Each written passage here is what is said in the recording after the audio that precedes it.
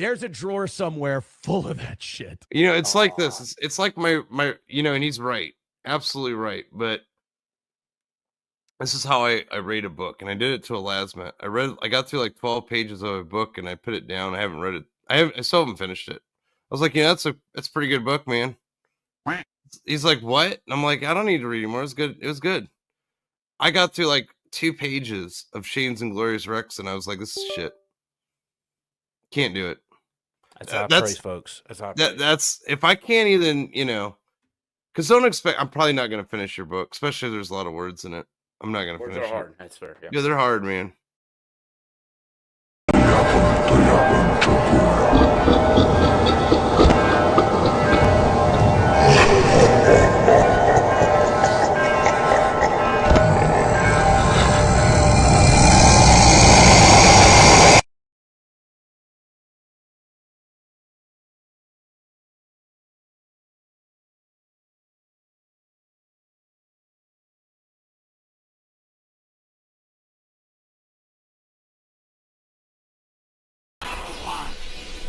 You are watching a Lasmat the Shadow Band.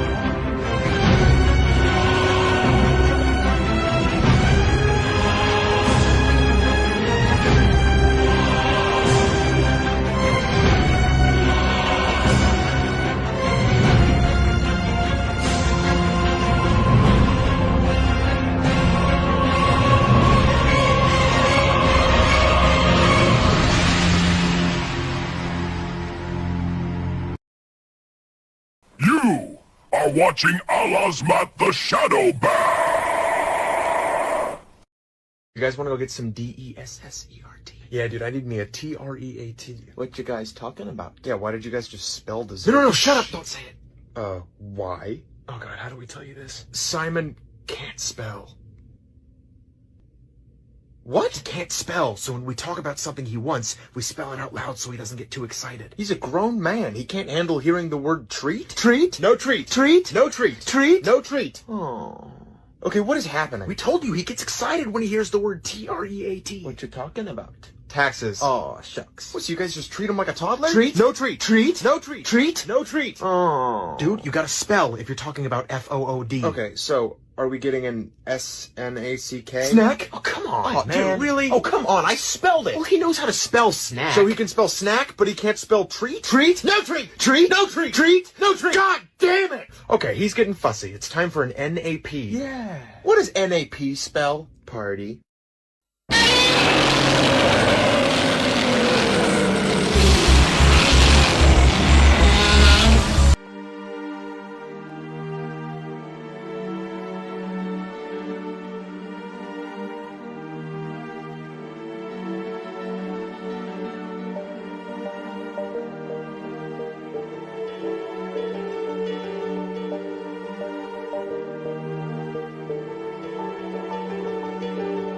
Je m'appelle Lolita, le ou bien Lola, du pareil au même. Moi je m'appelle Lolita, quand je rêve l'eau, c'est Lola qui saigne. Quand bouche ma langue, j'ai là à fourrir aussi. Qu'un phénomène, je m'appelle Lolita, le devine aux amours diluviennes.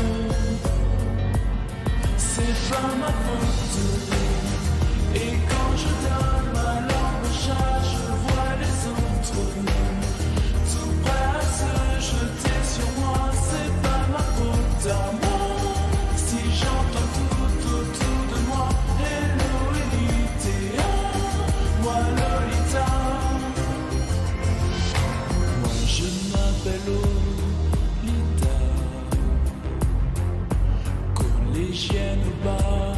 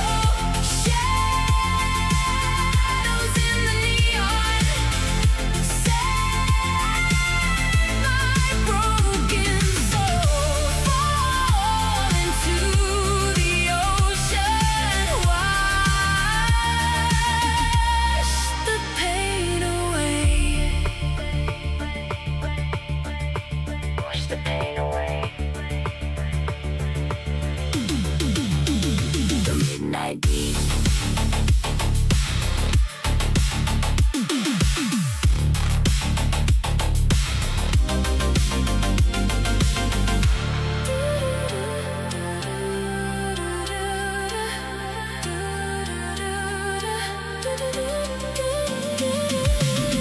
Reflections on the shiny glass, watching all the lifetimes pass.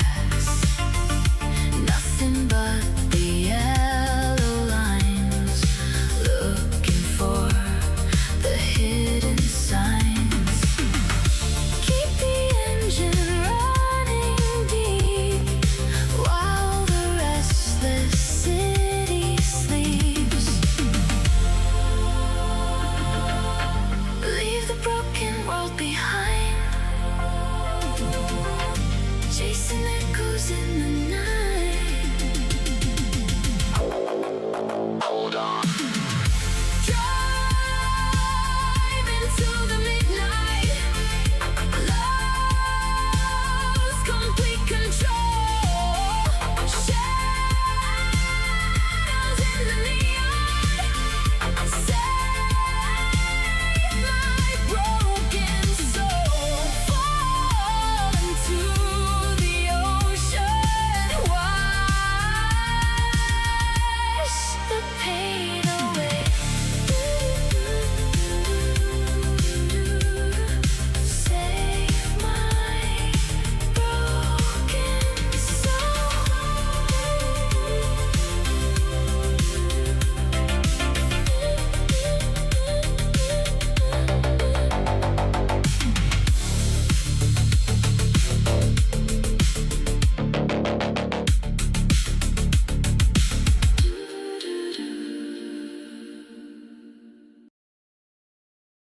I need to talk to some people here in the chat because I'm seeing what you guys are posting. We're all fucked up, people. Every single one of these are fucked up. I don't know where you got the right to think that you could talk to me that way.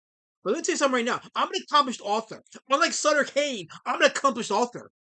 I'm gonna prove it to you too. Look at screw you, Jabbage. This is for you, Jabbage. That's for you. That's for you. And you know you can put this too, Jabbage.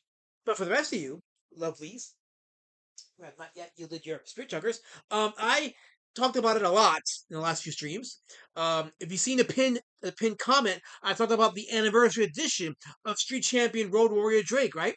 I talked about it. I showed the links in the stream, the page on the Amazon. But I was like, you know what? I can do that till I'm blue in the face. And people kind of get bored of seeing a product they can't touch. You know, they can see the Amazon link, they can see the page on the screen, but they actually want to see what it looks and sounds like. Well, guess what? I got it right here. This is it. This is what you're gonna get when you order. When you go to that link, this is the hardcover copy of the anniversary edition of Street Champion Road Warrior Drake. Look how beautiful this is. Perfect bound. The artwork is imprinted into the actual cover. So yeah, this is it right here. So you get the story, the first ever printed book of Street Champion Road Warrior Drake, and the title is Street Champion Road Warrior Drake. Yes, massive fan, the respect will be shown to the peer of Tom McFarlane in our community. I am the Tom McFarlane for your community. So yes, respect must be shown upon me. There's a nomad. This is a goodbye. Yes, you get the story, right? You get 110 pages of the story right here, and beautifully printed, beautifully laid out. And then of course you go right into the supplemental material, which is about 30 pages in the end of the book. Lots of great information about some of the old pages that didn't get used, the evolution of the artwork of the book, as well as some artwork that I drew of Drake over the years. That's in there as well. And some information that ties into the other books, like, for example, information about Pumpkin Warpatch, how she appeared in Street Champion Road Warrior Drake, and then how that goes into her later appearance in the current Pumpkin Warpatch comic series. So yeah, you get a lot of that in here, how it all connects, and the stipple Road Warrior Drake drawing that I did on string here, as well as a few of the comic strips of Road Warrior Drake, Son of Skullkill. You got a couple of those in here. Actually, you got 3 of them in here in printed format. So yeah, so this is an excellent buy. I bought this. I was like, wow, this is really good. I actually forget. Sometimes I forget how fun Street Champion Road Warrior Drake is. But then I see it on print. I'm like, yeah, this is actually fun. This is really fun. Like, I would read this and I would enjoy it. That's how much I believe in it. And you will not regret this purchase. This belongs in your library. If you're a comic book fan, this belongs in your library for sure. You get a complete story and a whole bunch of extra material in it, and it's at a good price too. I see we have Desert Nomad. No, that's Jabbage. I'm sorry, Jabbage for £2 for a gym membership. Your boobs are flabby. So I think you're really common, Jabbage. You're not funny. You're not funny at all. At all. No, I got man boobs. I got pecs. Jabbage. I got pecs. KSS says, why can't you play the Monday Movie Monster intro on a loop instead of this dog shit Weather Channel music? Because I can do Kizzle. I can do it. That's why. And just for that, I'm gonna keep doing what I'm doing. Kissy. If it pisses you off, Kissy, I'm gonna keep doing it. I can't do it. Fire! Fire! I'm sharing my accomplishment with you people, and you're already with the spear chucking. Already! Like, you can't even wait till I talk about the movie. In the Mouth of Madness. Like, y'all can't wait, can you? Henry Bemis, I'm yelling at the spear chuckers. I'm not yelling at you. You didn't chuck any spears, so you're fine. The rest of them, they gotta get yelled at. Every single one of them. But you're good, Henry Bemis. But yeah, this is Street Champion Road Warrior Drake. This is how it looks when you buy it. Beautiful hardcover, beautiful perfect bound, lots of great material in it. Yes, you definitely need to own your copy of this for sure. And buy more, buy often. Absolutely. So, maybe see that hardcover right there? You could have that one. That's yours in the bubble wrap. Okay, I will sign it for you. So there you go. So see, I just fulfilled a campaign live on stream. See, that is how faithful I am. That's how faithful I am to my word. For the rest of you can go fuck. Anyway, KSS says, last bet said he had to go to work, color form. An hour later, he called back. Wait. What kind of bullshit you spewing out? He says, an hour later, he called in to tell us he was going to take home a shower. I didn't say I was going to work that morning. I said I was going to the fitness center, then I was going to take a shower, then go to work. That's exactly what I said. You're lying to your teeth. You're trying to make shit up because you think you can do that and get away with it. But it ain't going to be easier for you. Not for you. The employees at his new job told him he stinks. Oh, you're so funny. Sounds like fake comic series of Jolly Green. Oh no, this is purely real Jolly Green. See, look, you can hear it. See, this is real. This is not AI. This is not an NFT. This is a real physical book. It is a real thing. Yes. Oh yeah, and then the back cover has a drawing that I did of Road Warrior Drake from 1990. This is 1998. Words hard. A 1998 drawing that I did of Road Warrior Drake. And after what? Let's see. Let me do the math. Maybe 2018. So after 28 years since I drew this picture, it's finally now in print in the market. That's amazing for me to think about it. A drawing that I did of a character that I ended up doing years later, a drawing that I did 28 years ago, is now being published. It's amazing. So you pretty much get like a history of Drake in this book, from the early days to the actual graphic novel and the art since the graphic novel. So this is pretty much the history of Drake. So you can have this in your library, and it will expand your comic book collection. So Eliza says, if you like it, you should put a ring on it. Whoa, Jolly, I will, and you're going to be the best man in that wedding. That's a good one. So, and KSS puts the link in there for you to get your copy of Street Champion Road Warrior Drake. Did you fit it in the shower? As KSS. No, this would get wet and this would be destroyed. It would not smell good. So that's kind of.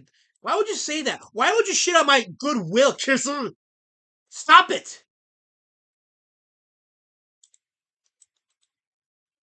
Anyway, so yes, you can have this book in your library when you go to that link that's pinned to Amazon and get your own copy. You get the hardcover or the paperback. I recommend the hardcover because it's just beautiful. Why not?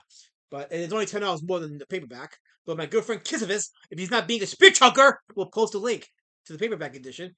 The hardcover edition will be pinned, or is pinned. So slowly etching your way into comic book history, says Desert Nomad.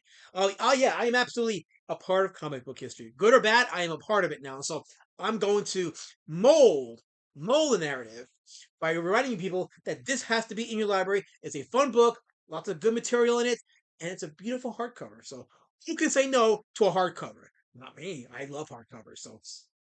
So yeah, absolutely. And yes, I'll be showing this book again later on in the stream. But I got it in the mail Saturday, and I was like, "Wow, holy shit! This is nice and lovely." So yeah, so you will get your old copy in your library. So you definitely got to order this if you haven't already. Links in the chat. I already got some friends in real life who saw this and they're like, "Oh, I got to order it." So I got people ordering it in real life, in my real life. So y'all should join in on the train. This is the hype train. No. But see, my friends don't chuck spears at me. They love me for me. I chuck spears at you, and I love you. Anyway, so yes, you should have this in your library. Imagine how good this will look in a collection that has. Let's pull something out, for example. So let's say you have the Transformers right here, right? You got Volume 1 Transformers, and you get this, and you get them back to back. Look how great this looks. It looks official. It's very official. Or you could take this and maybe back it up, maybe put this in with like for example, like if you order like I ordered the Yaira hardcover of the first 3 issues, you put them together. Look at that. Look how great this looks. This is substance. This is the independent market at work. The independent market is moving along. We are moving things along in the independent market. And you guys are the reasons why we're moving along. If we're the train, you guys are the train tracks. So shout out to you because y'all made this possible. This is a victory for you guys in the chat. And yes, even you chucking spears. This is an unfortunate victory for you, but it's a victory nonetheless. So revel in it. There you go. Because as I said before, and I'll say it again, it is you guys in the chat who got skin in the game. We're just here, the creators are, who are along for the ride. So there you go. Get your copy of Street Champion Road Warrior Drake, the anniversary edition, either the bit of hardcover or the excellent trade paperback. You get the story and over 30 pages of extra material about the history of Drake and the history of the making of the book. So there you go. So there's my beautifully long but wonderfully crafted pitch. KSS says, Elasma got his t-shirts from Goodwill. I did not. I went to Goscov's like everybody else, and I bought them there. So nuts to you, kisser. Get him my supplies last, says Desert Nomad. Absolutely. Desert Nomad actually got a copy of the book, so he can vouch for what I'm saying. Let's see. Let me just go all into the chat and say hi to the people that are here, so they don't chuck any more spears at me for a few minutes. Lord Raptor Jesus with the racist emoji. Of course, I said hi to my top lieutenant, Massive Panda. Monamakis says, can you poll the chat for the next movie suggestion? Fool Woolly Mammoth drawing. Hell, that was Cthulhu. That was a Cthulhu. The best Cthulhu you'll ever see. I'm a great Cthulhu artist, Monomachus. I'm an excellent Cthulhu artist. I'm the best you'll ever see. Oscar earlier says, what the D word doing? Well, I'm pitching my book. Tomothy is doing Tomothy things. Tech Zombies in chat. When does the D word coin come out? Probably way before the rhetorical coin, that's for sure. Lord Vinzinger says, hello, super friends. Oh, sup amigos. That's weird that says that. And of course, I gotta acknowledge Colorform's presence because if I don't, she'll cause trouble in the chat. Havoc stats and all that good things. Fascist Kirk with the unfortunate tower. You didn't have to do that, but you did it. Meme Lord Woodrow, who is deadly with thumbnails. I heard that Meme Lord Woodrow, when he makes a thumbnail, it causes a lot of grown men to cry. So he's deadly with that stuff. So please be careful. If you see a Meme Lord Woodrow in your path, avoid him because you're gonna get thumbnailed, and you don't want to be thumbnailed. We got Ligovich says, woo, and a last match stream. Well, that's something. I guess it is something, all right. Yes, it is Victoria. Because I am the victor here. Yes. And of course, I acknowledge the presence of Javage with his nonsense. KSS tried to destroy Fernatra, he says. I don't think it's hard to destroy Fernatra. I gotta admit, it ain't hard at all. Have I said hi to everybody so far? I think I have. Let me see. Let me just so far, well, of course, Lady Shadowbang goes without saying. So, but I think I said hi to everybody, yeah. And I acknowledge Javage's unfortunate super chat.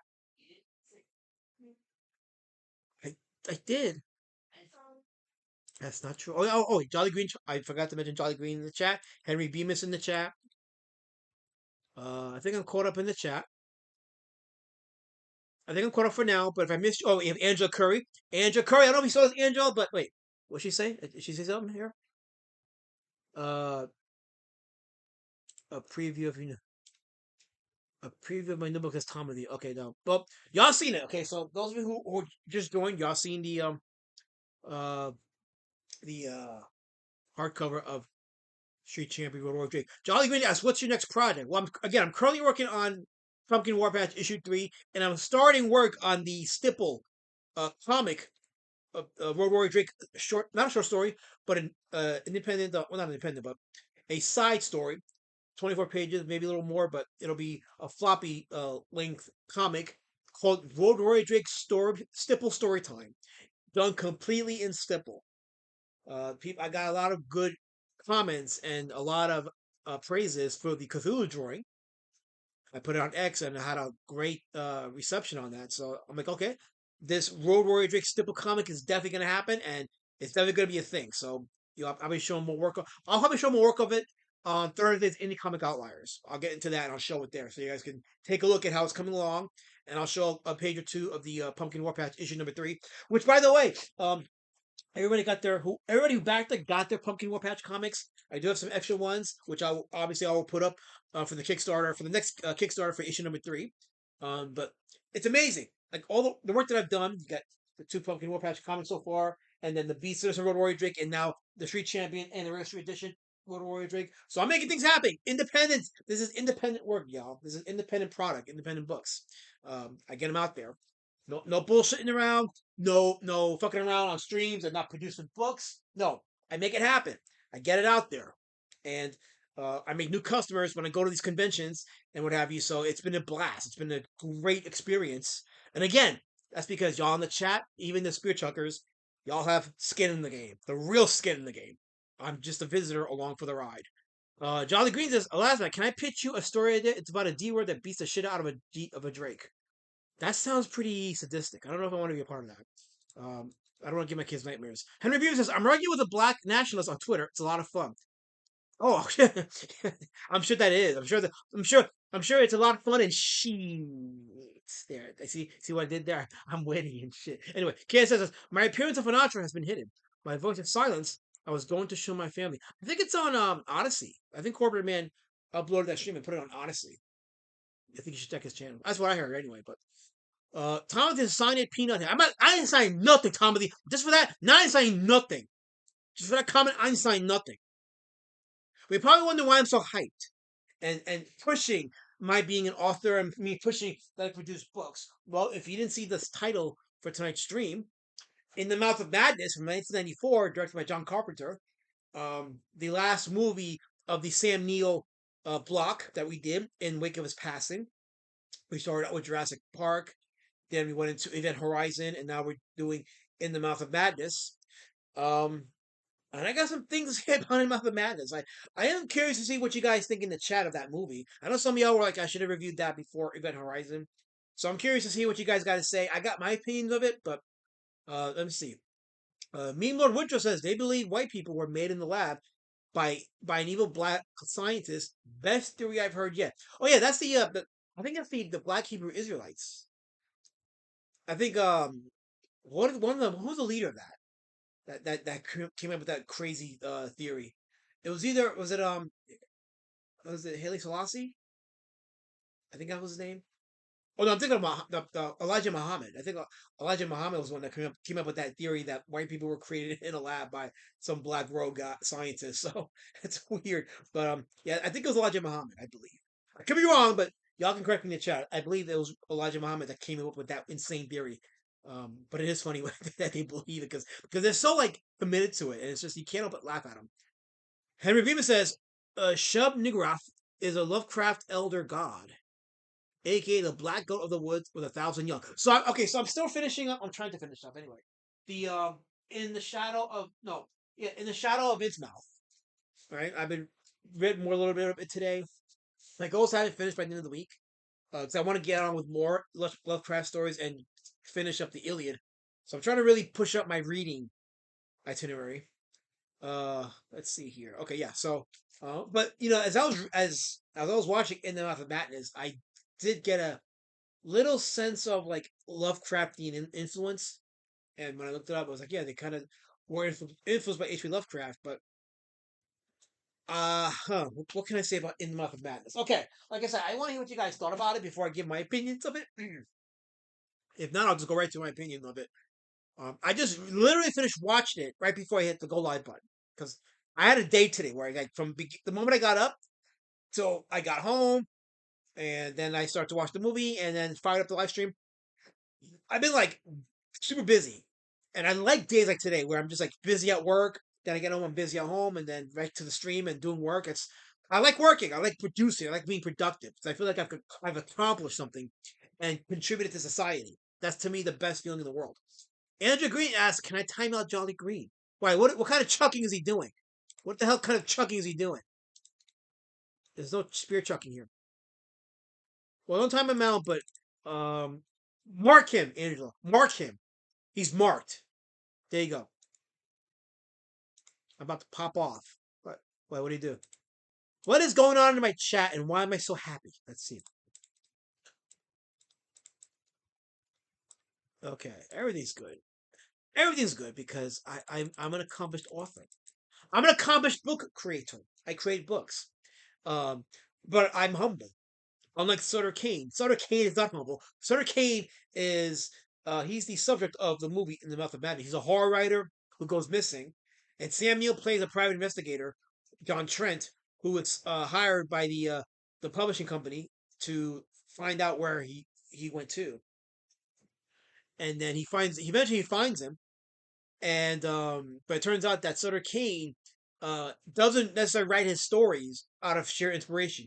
He's writing what is being told to him by these interdimensional creatures, and they kind of give him the story, and he writes it out. And it turns out that the things he writes are being created in real life. So all the characters that he writes in the books are actually people that exist, but they only exist because he wrote them in the book. Um, and long story short, so John Trent, when he finds out what happened, he runs away. But then he finds out that he himself is a creation of Sutter Kane. And the ending of the movie kind of reminds me a little bit of the ending of Demons, in 1985, when the protagonists enter onto the world and the world's overrun by demons, and mankind is on the verge of being extinct. In this movie, John Trent leaves the psych ward because he's been committed there because they believe he's crazy. Because what happens is he ends up killing one of Sutter Kane's fans who had like a mutation in his eye, whatever. So he goes into a fit of madness and kills him. So they commit him to a psych ward thinking that he's crazy, but no. He tells the story of what happened. He's been assigned to go find Sutter Kane along with Kane's editor. I think the actress is Julie Carmen. And she ends up also joining Kane. So it's it's an interesting concept. It's a very interesting concept. But I gotta say, I was kind of disappointed with this movie. I'm not gonna lie. I was actually very disappointed with In the Mouth of Madness. Now, I have not seen the Apocalypse trilogy, so John Carpenter called the three movies he did between The Thing and In the Mouth of Madness. He called them his Apocalypse trilogy. That includes of The Thing, In the Mouth of Madness, and Prince of Darkness. Is it? Yeah. So that's the trilogy of movies. They're not really connected, but for some reason he considers them a trilogy, and that's the name he gave that trilogy, the Apocalypse trilogy. But I was not. I mean, it wasn't a bad movie, but the cinematography was kind of bland, which I noticed, and I was thinking about this. Outside of The Thing, a lot of Carpenter's movies with the cinematography, they're at best kind of bland. So I felt like it almost felt like a TV movie sometimes that I was watching. Mazepana says word's hard. This movie concept reminds me of Peter Laird's TNMT Volume 4, where he wrote that April was conceived not by birth, but by a drawing her father did. Oh, yeah, I heard about that. I wonder if Laird was inspired by mathematics. I heard about that story. Yeah, that was a weird. That was weird, and it kind of reminds me of a Looney Tunes cartoon. Actually, two Looney Tunes cartoons, and one features Bugs Bunny, and the other one features Daffy Duck. Where the cartoon starts out with them just in an empty void, and they're talking to the camera, and but whoever they're talking to is constantly drawing things around them or erasing the characters entirely. And it ends with in the Bugs Bunny short. It ends with Elmer Fudd being the one who he was talking to, who's fucking with Bugs Bunny with the pencil. And in the Daffy Duck version, it's Bugs Bunny who's revealed as the one that is fucking with Daffy Duck. So it's funny that I think Laird was more inspired by those cartoons, if I'm going to be perfectly honest. Benzinga says, interesting. Kind of like the Shin Universe films, since they're not connected to each other. That's a good point. Yeah, so they're connected in theme only, but the thing is a science fiction movie about a shape-shifting alien. In the Mouth of Madness is about a horror author who gets supernatural influence and then becomes a kind of an entity. The thing that just disappointed me about the movie was the monsters, because that's what the name of our stream is. And Monday Monster Moratorium. It can't be a movie if it don't have monsters, right? So we gotta talk about the monsters. The practical effects are pretty cool. They're very cool. The problem is you don't see much of it. I say maybe a collective 2 minutes of the movie has practical monster effects. So you're dealing with the mystery behind it, which I'm okay with. I'm fine with the mystery aspect of it, but you're gonna go through the trouble of creating all that practical prosthetics and creature effects just to have them on screen for a few seconds. Like, and there's some shots that kind of remind me of Nightbreed with the makeup effects, but like as a monster movie, it's pretty disappointing. So it's not a bad movie, but I just said to myself, wow, it's like it takes a while to pick up, and when it picks up, it's interesting. But I feel like 40 minutes of the movie could have been condensed to 20. They could have get 20 minutes of it and then really showed more of the creature stuff. Because there's one sequence where John, who's the Sam Neill character, uh he has so the editor who goes with him, Linda Stiles, that's Kane's editor.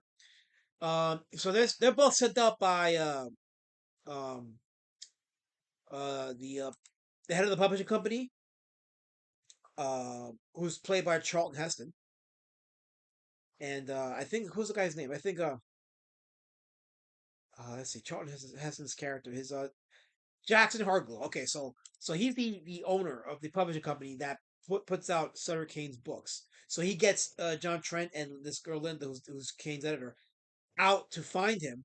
But Linda reveals to John that Kane was intentionally sent out to disappear as a publicity stunt to promote the book. The problem was he never came back. So she eventually finds him and then kind of co-signs with him on whatever deviant plan he has. She kind of becomes possessed and does all kinds of weird things to John. And John is still like intent on taking her back with him. And I'm going, this bitch, she tried to kind of like assault you sexually, number one.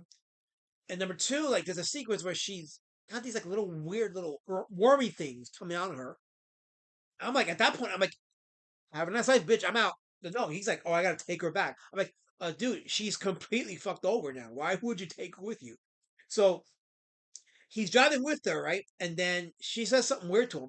I forgot what it was, but she says something weird to him, and he gets out of the car, and I think he's trying to make a phone call, but she gets out of the car, and in a callback to The Exorcist, she contorts her body to become like a human spider, and her head kind of turns upside down.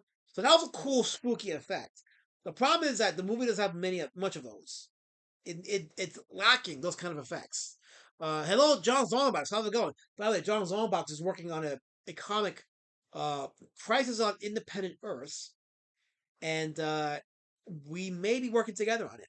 That's all I'm gonna say. That's all I'm gonna say. I'm not gonna say more than that, but cool concept. So I'm all for like trying to get indie work out there. So that's always cool with me. But yeah, that sequence where she becomes like this human spider and her head kind of twists upside down. Oh, the cool sequence, very cool sequence. But the movie lacks a lot of that. So you get him in like one here, a little bit there, but that's really it. And I'm like, yeah, it was very much devoid of some real monster action.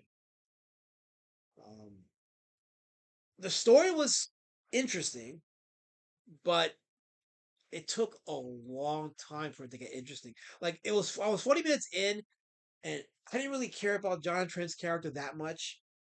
I didn't care about Linda that much. Her character was not well written. She was just like there. She gave like a very wooden performance. Julie Carmen, who played Linda.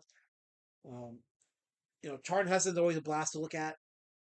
He's a legend, so it's always good to see Charlton Heston in a film. Um, but you know, other than that, it's like it didn't feel like a John Carpenter movie. And I've seen a few. I've seen The Thing, Big Trouble in Little China, They Live. Even his remake of Village of the Damned was pretty good. I enjoyed that. This one again, I don't know. It has a cult following, but I was like, yeah, yeah. Again, that's not a bad movie, and it has an interesting twist, but it takes too long to get to the point. And the characters and the performances, could have been better. Tim Bolton says, "What about Snow White: A Tale of Terror? Sam was in that movie too." Nah, I'm good. We're not doing that one. I want to. The next movie I'm doing. The next movie I'm doing is gonna have a lot of monster footage. No more of these like 2 minutes of monsters in an hour and a half movie. So we're gonna need more monsters. So yeah. Let's see. It's Snow White: The Tale of Terror. What? Snow White: A Tale of Terror. I thought we were gonna do the one you just watched. Okay. No, the one I'm talking about something different. Right now we're doing it in the Mouth of Madness. So let's see here. Okay, so checking the chat. John Longmouth, no D in the crisis. In the Chris? No D in the Chris? No D in the Christ? Christy? Cross I don't know. I botched it, John. I botched it, so never mind me. Kismet says, you like Motu, but didn't like this? You're a turkey. Let me tell you something, Kissy. I'm gonna tell you something right now, okay? And you're gonna hear me out very clearly. You're gonna hear me very well, Kissy. Motu did better for the source material that it was based on than In the Mouth of Madness did for what it was trying to convey. Two Looney Tunes cartoons did the theme better than this movie. Fight me on it. Fight me, Kissy. Don't think I won't. I will. I'll Fanacha your ass, Kissy. I will. I will. Don't think I won't. By the way, this rant was brought to you by the hardcover anniversary edition of Street Champion of Warrior Drake. You can get it on Amazon.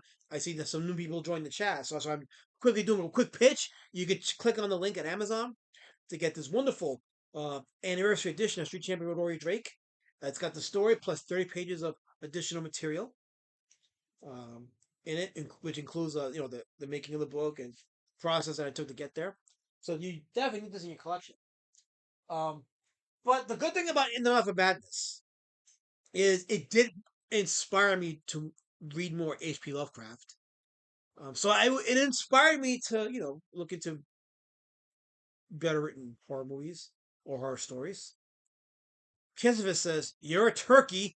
Duncan wasn't a drunk. You jerk. And Adam wasn't a brain dent. You jerk. Listen, Kizzy, that was He-Man. And He-Man took Skeletor's." And I bet you hate that too. You hate that, don't you? I bet you hate that, Kissy. I know you hate it. You hate it so much. I know you do. Oh wait, Tissy says I ordered my D-word book on Amazon. Oh, good, I'm glad you did, and I want a full review of it. I want to hear what you guys thought of it. But yes, Kissy is putting the link to the paperback edition of the anniversary edition of Street Champion Road Warrior. So if you want the paperback edition, you click on the link that Kissy put it on right now. If you want the hardcover edition, go to the pinned message. That's why I have the link in there for. That's the pinned comment for the link to the hardcover of the anniversary edition of Street Champion Road Warrior Drake. So yeah, look at that. Heal that hardcover. I love that hardness. I love hardcovers. So yeah, so besides Kissy, he was arguing about Motu. He-Man wasn't He-Man. He was Adam, and Adam was a dipshit. Well, let's take some Kissy. He had the vest on, he had the muscles, and he had the sword of power. He's wrestling man. You can't take that from him, Kissy. You can't take that from him. I know you want to, but you can't. No, you cannot. You absolutely will not. Ever, never, Nugan.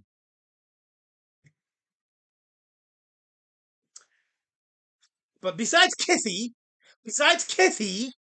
I want to hear from the rest of you in the chat. What did you think of In the Mouth of Madness? What are your thoughts on that movie? Let me hear from y'all in the chat what you have to say. You heard me ramble about it. Let me hear from you in the chat. Let's hear what you got to say about In the Mouth of Madness. Anyone but Kissy, because he already gave his thoughts. So let me hear it. Tomothy, what you got to say? Benziger, what about you? TC, Mazapina, Monarchus, what do you guys got to say about In the Mouth of Madness? Let's hear it. Let's hear what you guys got to say. Let us have the community issue the Unitod voice. Let's do it. Because I can't spend the rest of the stream promoting and hawking my book, even though I can and I would, but I'm not going to do it because I want you to buy the book, not necessarily be turned off by it, because it's an excellent book to have in your library, especially if you like comics or you like to have like those like graphic novels. You definitely should have this book in your library for sure. But don't listen to Kissy. Don't listen to him.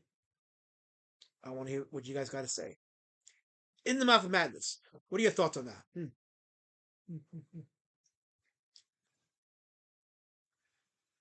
Let's see. Oh, no, I said anybody but Kissy, and Kissy's the only one posting it. So I think you're all are just, what is the word? I think you're all are, what's that word? When you can't read backwards. Let me see. Okay, so Kissivus, he says, In the Mouth of Madness is actually the weakest of Carpenter's Apocalypse trilogy, but it's nowhere near disappointing. It's nowhere near his disappointing Ghost of Mars. Well, here Ghost of Mars is pretty bad, yeah. Um, as disappointing, not his. Well, I don't know, worth the heart, so whatever. Okay, Tissy says, I think the movie is a good idea, but it could have been executed better. I agree. That is my assessment. 100% I agree with that. That is my assessment. Mazapana says, I actually haven't seen this movie, but because of the Monster Moratorium live stream series, I have about a zillion movies on my must-watch list. Well, I am glad I was able to inspire you to fill up your watch list, Mazapana, and check out the movies. Now, you don't have to, unless I really, really, really insist on it, Mazapana, you don't gotta go by what I think is good. Always check it out on your own and come to your own conclusions. Even with this movie, I say, you know what? I'm not saying don't see In Mouth of Madness. You may have a better enjoyment of it than I did. So check it out and tell me what you thought of it, you know? Andrew says, I saw the trailer, not my kind of movie. Okay. There's no man hasn't seen it either. Okay. Hey, says, hi, boss. Hi, boss. You're not getting reparations. I don't care what they say. You're not getting the reparations. Anyway, Andrew Curry says, I prefer Halloween. They live and Beatilk. What's Beatilk? Beatilk? Oh, Big Trouble in Little China. Okay, okay. I see what you did there, Hedgehog. I didn't mean to butcher that comment. I just didn't know what Beatilk means. Okay. So yeah, those movies you named were better than In the Mouth of Madness.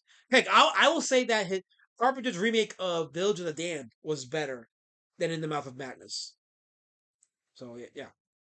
Brian Criscott says, Tubi is wild right now with all the awesome horror and cult movies. Yeah, I mean, I have other means of watching these movies, but yeah, if you have Tubi, absolutely go check it out on Tubi. Great, assuming selection of horror movies. Yeah. TC says the acting was a lot stronger than I expected.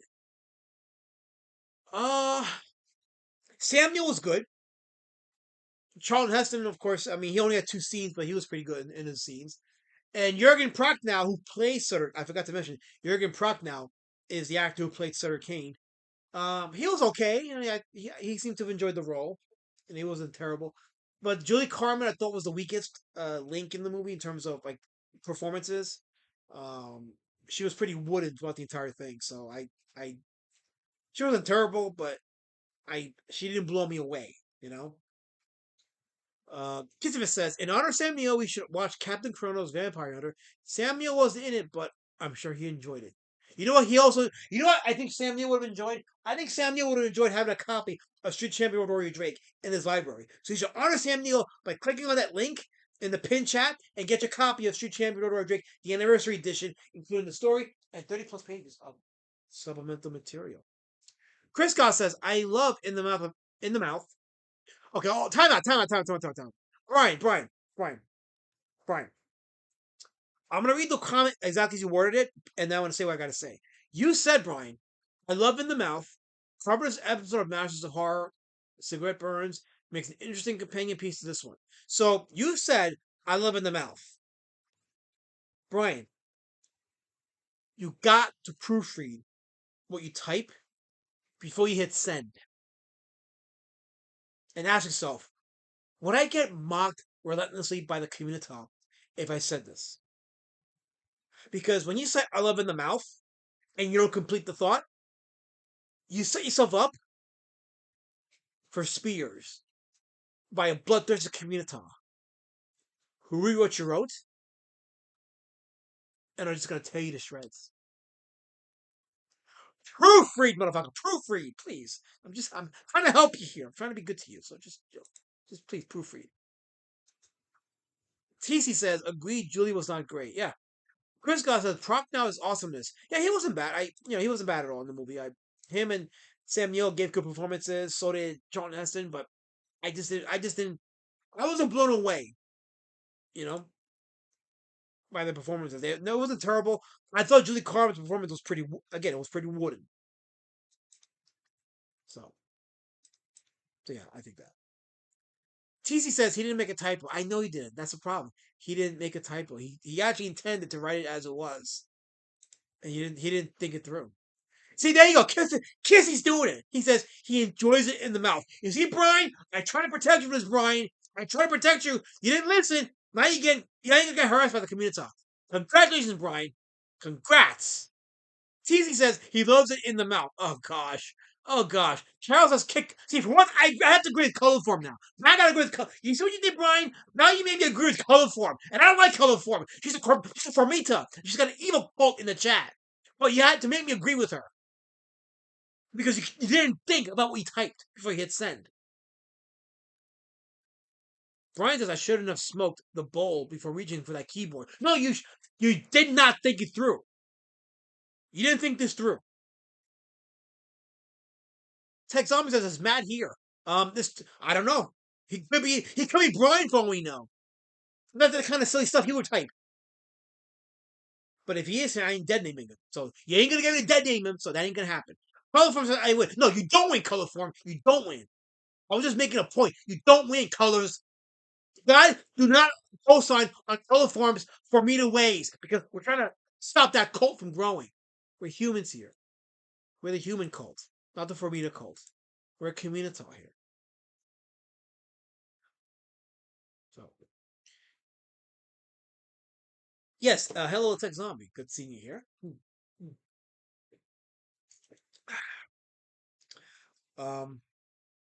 After we have obliterated Brian, let's go back now to more comments from the chat. But I think people, I think overall, from what I'm reading in the chat, I think y'all liked the movie better than I did, or more than I did, which is fair.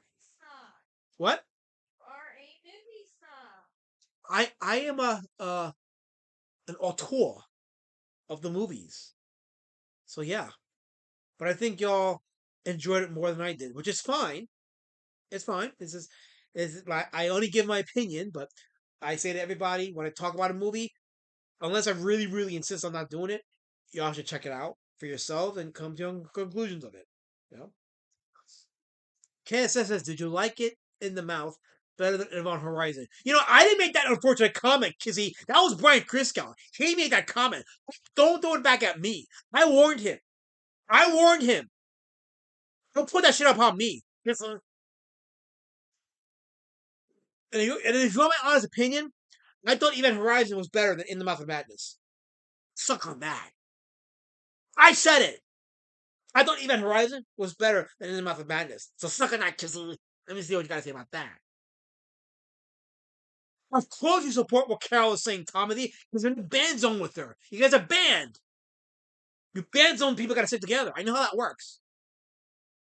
Tizzy says, what would have made you enjoy the movie more other than more use of the monsters? So getting to the point quicker. So it took them 40 minutes till we get to see anything interesting when they go into the town that was written in Sutter Kane's book.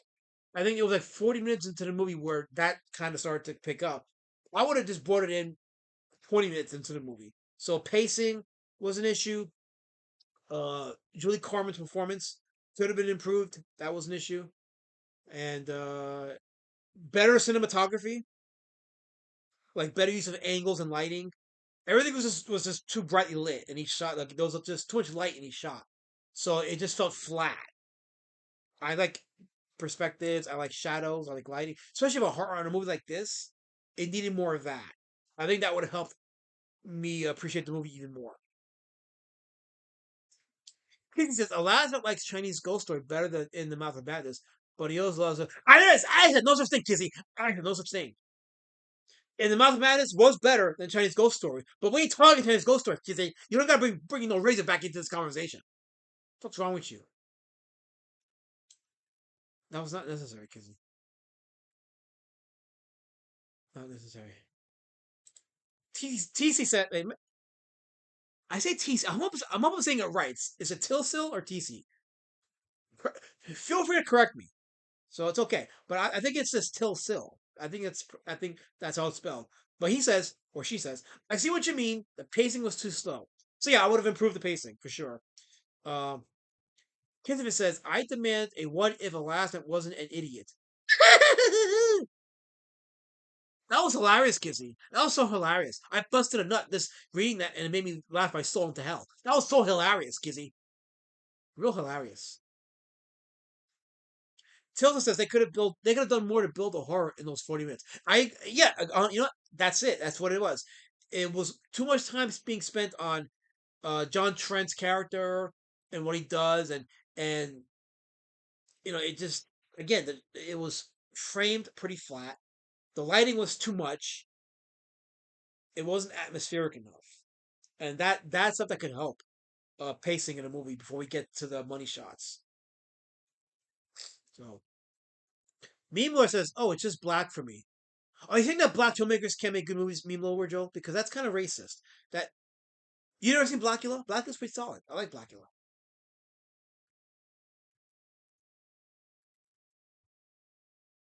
I'm trying to think of one of the movies made by black folks was pretty good. Can't think of anything else. Anyway, John Zombox says, "Hey Woodrow." He's saying hi to Woodrow. So there you go. Okay, so being friendly, being cordial with the community, unita. That's how we roll here in our sphere here. We got 17 beautiful people watching in the stream today. Shout out to the 17 that are watching. Not everyone of you are typing, so we got some lurkers. So shout out to the lurkers, just watching and botching. I'm okay with that, as long as you're here reading us. As Kizvis throws the link out to read 32 pages of Woodrow's comic Okuri Inu, which is not Japanese shit. It's a legit story with good art and an interesting story. So go check it out. As I pitched Woodrow's comments. Hold on here. Okay, Tilsel says the movie definitely. Damn it. The movie definitely lacked atmosphere for a good portion. Yeah, it did. 100%. I agree. The atmosphere. Fiona Wolf with the chat. How's it going, Fiona? I figured out how to make a YouTube dark mode. I can see where someone again. Fiona, I don't know if you know, but Street Champion Roy Jake has a hardcover edition with 30 pages of supplemental material. It's on Amazon right now, so go check it out. Go to Amazon. You get the story, 110 pages of fun action, and then you get 30 pages of supplemental material that goes into the details of the making of the book. Some interesting stuff in there. So, and then you get old artwork that I did of Drake from back in 19. This is a drawing I did of Drake back in 1998, and now it's finally in print format. I have made it. I'm gonna go back in time, and I'm gonna tell 20-year-old me, "You're gonna make it, 20-year-old me. You're gonna have a Road Warrior Drake book in print, and you're gonna be on YouTube, promoting it." And 20-year-old me is gonna look at older me, and he's gonna say, "What's YouTube?" Anyway, so Tilsel says, "Oh, I read Tilsel's comment." Wait. Tills also asked, is this a Black CG thing? Well, I submitted my application to Black CG. I have not heard from them yet, so it's pending. I expect to be inducted into Black CG because if not, I will inshallah do a BLM style rioting because that shit is racist. I expect to be part of Black CG very soon. Mimo Woodrow says I do like Shaft and Cleopatra Jones. Actually, I found Shaft kind of slow and boring for me. I know it's heresy to say that, but I thought Shaft was kind of boring. I preferred Black Belt Jones with Jim Kelly. That was a pretty fun movie.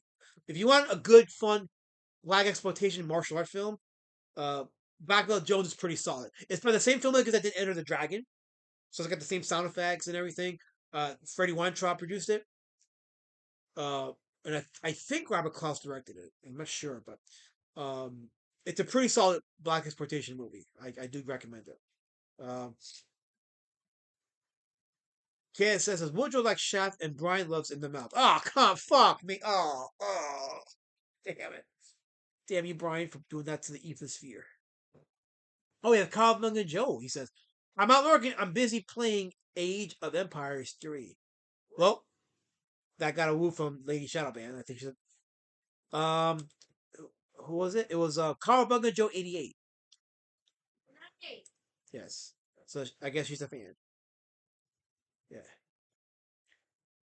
I'm not stealing nothing, color form. So I'm being a racist, okay? Be progressive. We're progressive and diversitad here, okay? Others, get with the program.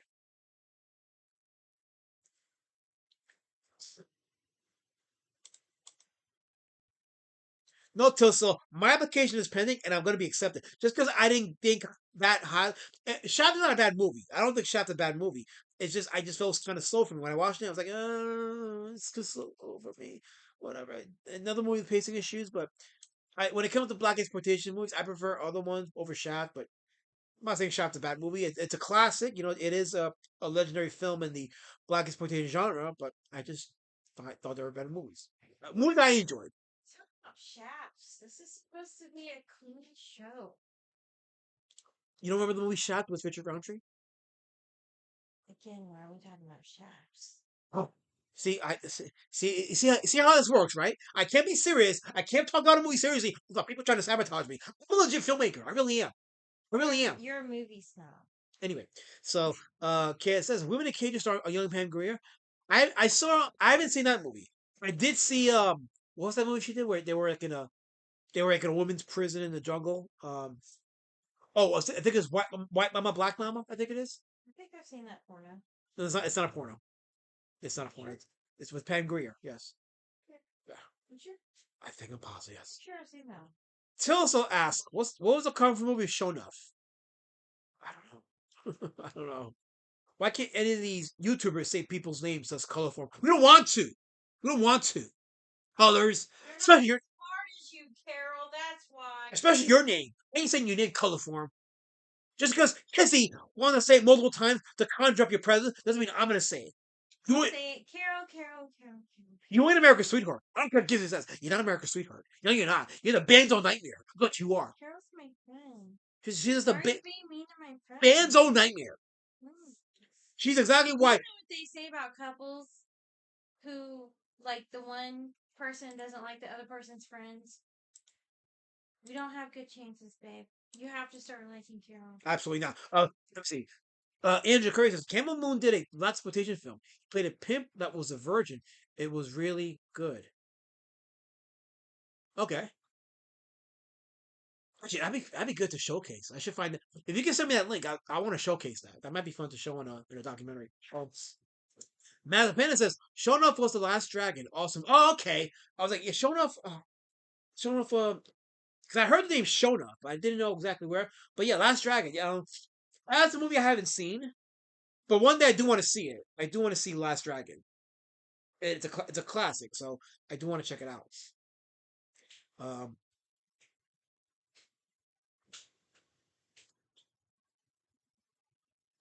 okay, with Bruce Leroy, right? Remember Bruce Leroy, Last Dragon? Yeah, that was that's him in there. So because they're illiterate. Okay, you guys are bastards in the chat. Okay, so I think I've said all I could say about In the Mouth of Madness, but I was prepared to talk about something else, movie related too, because I'm curious to hear your thoughts on this. We can still talk about In the Mouth of Madness, but this weekend saw the $1 billion opening of Spider-Man: Brand New Day. I got to see it yesterday with my son. I posted my thoughts on it on X, but because I'm out of check mark, I can only give you my abbreviated take on it. So Till says, "Bro, you gotta watch The Last Dragon." I will. At some point, I will. That'll be on my to watch list, The Last Dragon, and I definitely want to check it out for sure. So yeah, but I did see Spider-Man: Brand New Day, and curious to see what you guys thought about it. I can't say anything more about In the Mouth of Madness. I said what I had to say about it. Till also says, "I still need to see Spider-Man." Yes, you do. You should check it out for sure. This is definitely Tom Holland's best Spider-Man movie.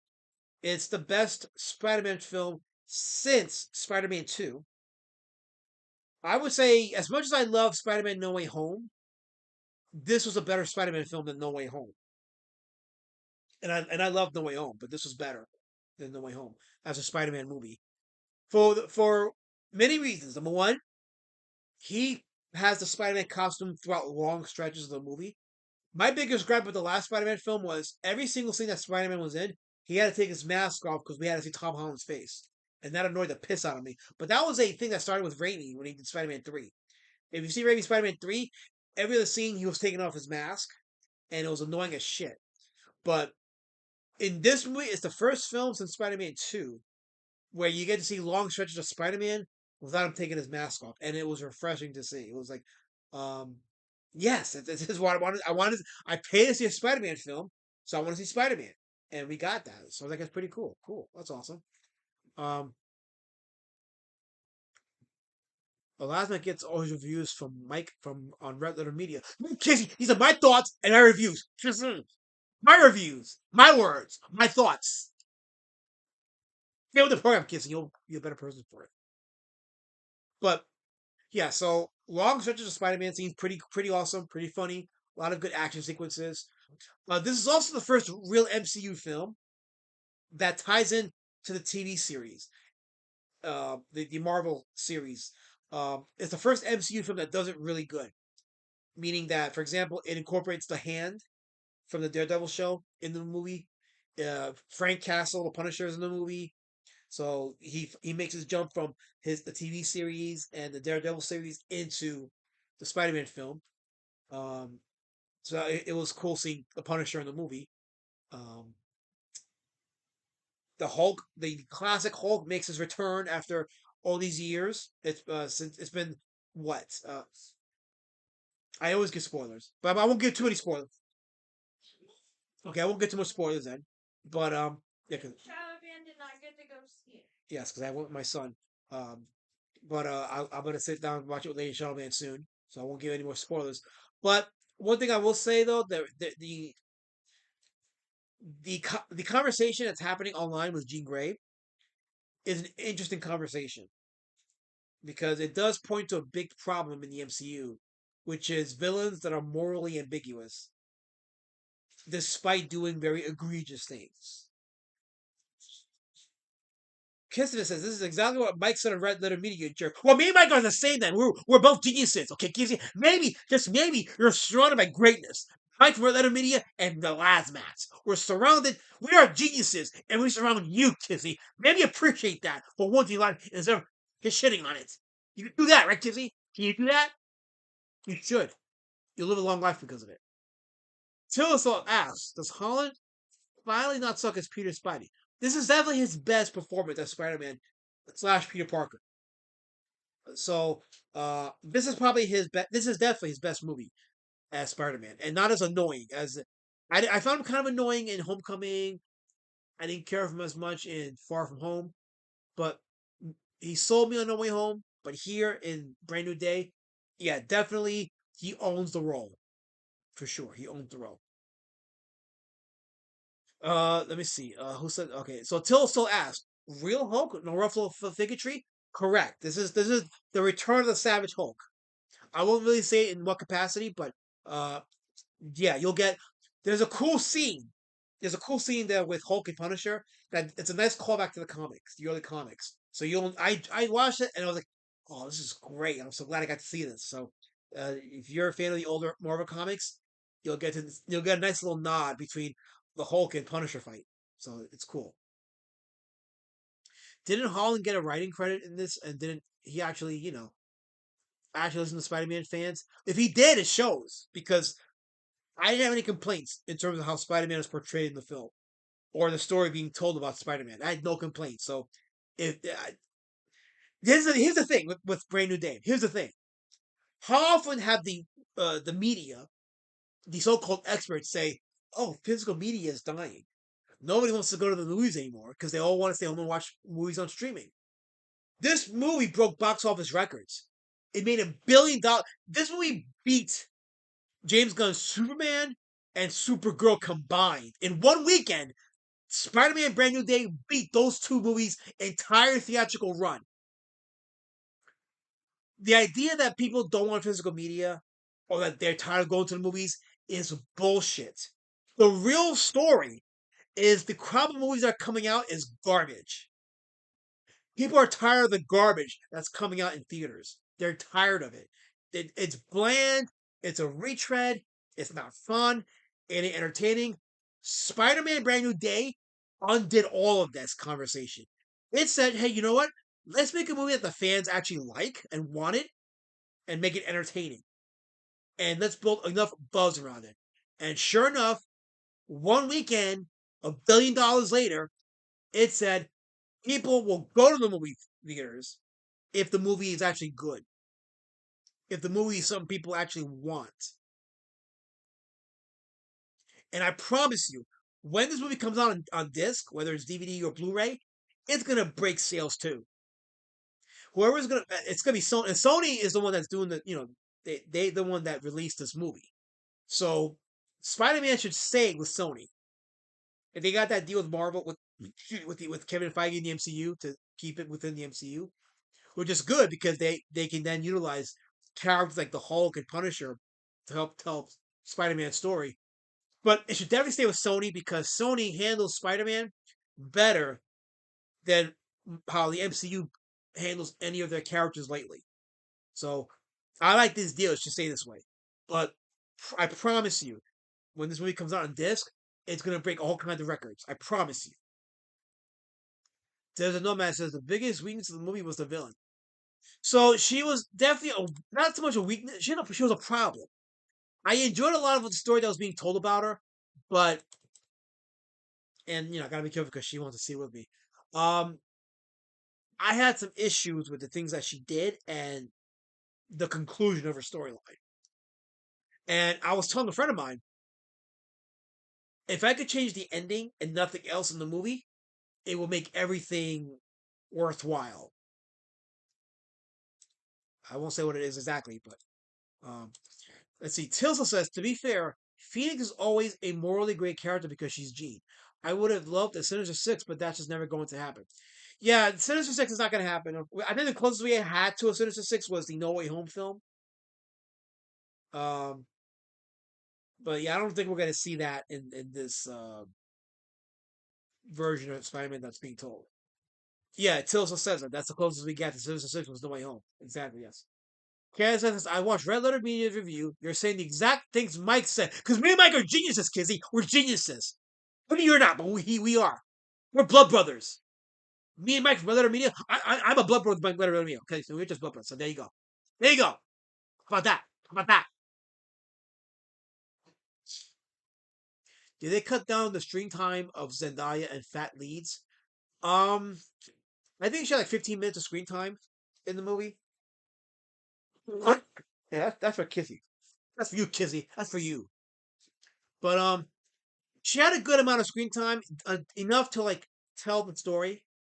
And I know people like Zendaya, and I don't think Zendaya is a good MJ, but in this movie, she does pretty good.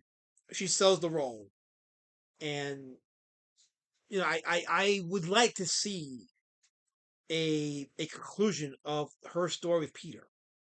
For better or for worse, she's this universe's MJ. So I like to see a good conclusion between Tom Holland's Peter and Zendaya's MJ and see where it goes. I won't say more than that because I don't want to spoil it, but the scenes that involve them are actually pretty well done. And again, there's a lot of moments of character development in the movie, especially with Holland and his love for MJ. Like, um, it's good stuff. It's good scenes in between the action. You get a lot of good scenes like that, and that's how you know you're watching a good comic book film is when you actually care about the progression of the characters and the plight that they're going through, or in Peter's case, the suffering that he goes through. It you kind of not kind of you actually do you get invested in it. And it does remind you a lot of Spider-Man 2. It's not as good as Spider-Man 2. I still think Spider-Man 2 is the best Spider-Man live action film. A lot of people do. But there's a lot of callbacks to it that's like, okay, they took a cue from that and they do their own thing with it, and it works and it keeps you invested in the film. KS says, that Spider-Man versus the Hand scene in the trailer. Come on, that looks dope. Is it? Also, I heard the Punisher is a little too comic relief. Is that true? And Brian loves in the mouth. So unfortunately, yes, Brian loves in the mouth. That's a thing.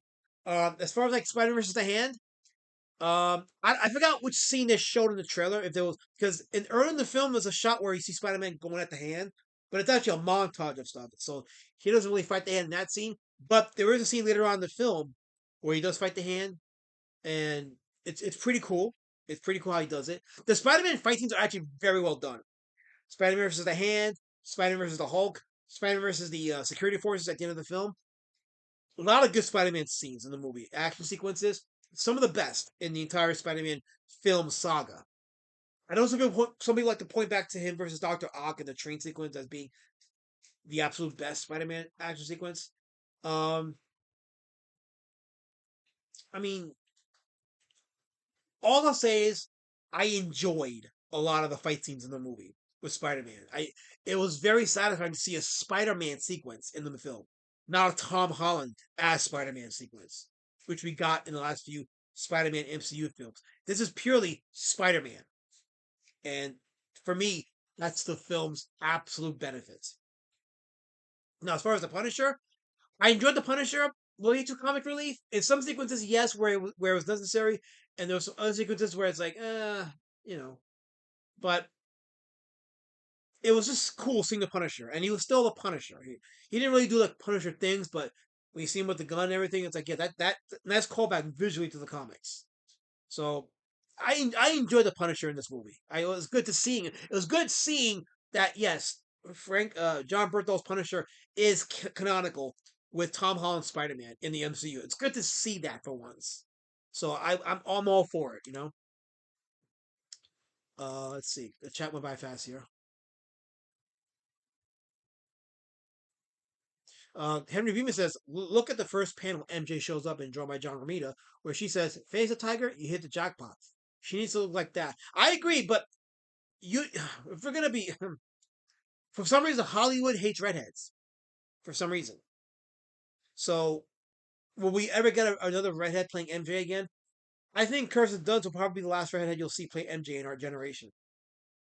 Unless there's a major political shift in Hollywood, you're not going to see a redhead in MJ's role. But then that goes back to Sadie Sink as Jean Grey. But again, she was playing a very... I didn't have issue with Jean Grey's character outside of where her story ends up as. Or ends up in terms of consequences. That's the main issue. And I think a lot of people have an issue with that. But I feel like a couple things they could have changed at the end would have made all that perfectly satisfying. But Andrew says, please hit the like button. Yes, hit the like button, for sure. Till says, how was Sam Neill in this movie? I don't think he was in Spider-Man. I think he was dead by the time Spider-Man... Oh, no, he died after they made Spider-Man, but I don't think he was in Spider-Man. So, I can't tell you for certain. He probably could have been good, but, we'll never know. KS says, Mike from Red Letter Media said this Spider-Man actually felt and looked like a movie where none of the other Holland Spider-Man movies look like movies. Are you going to say that too? I just did! I said it first, Kizzy. I said it first. Also, Brian loves in the mouth. I know he does. Brian loves in the mouth. Yeah, he said it, so it's there. So I can't fault Kissivus for saying that Brian loves in the mouth because Brian said it. I read it word for word. I read it verbatim.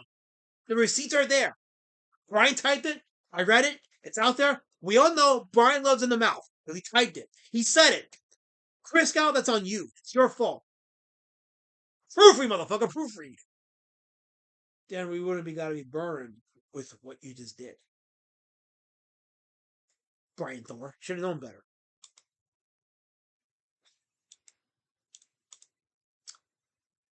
But yeah, I definitely loved in Brand New Day, in spite of the flaws.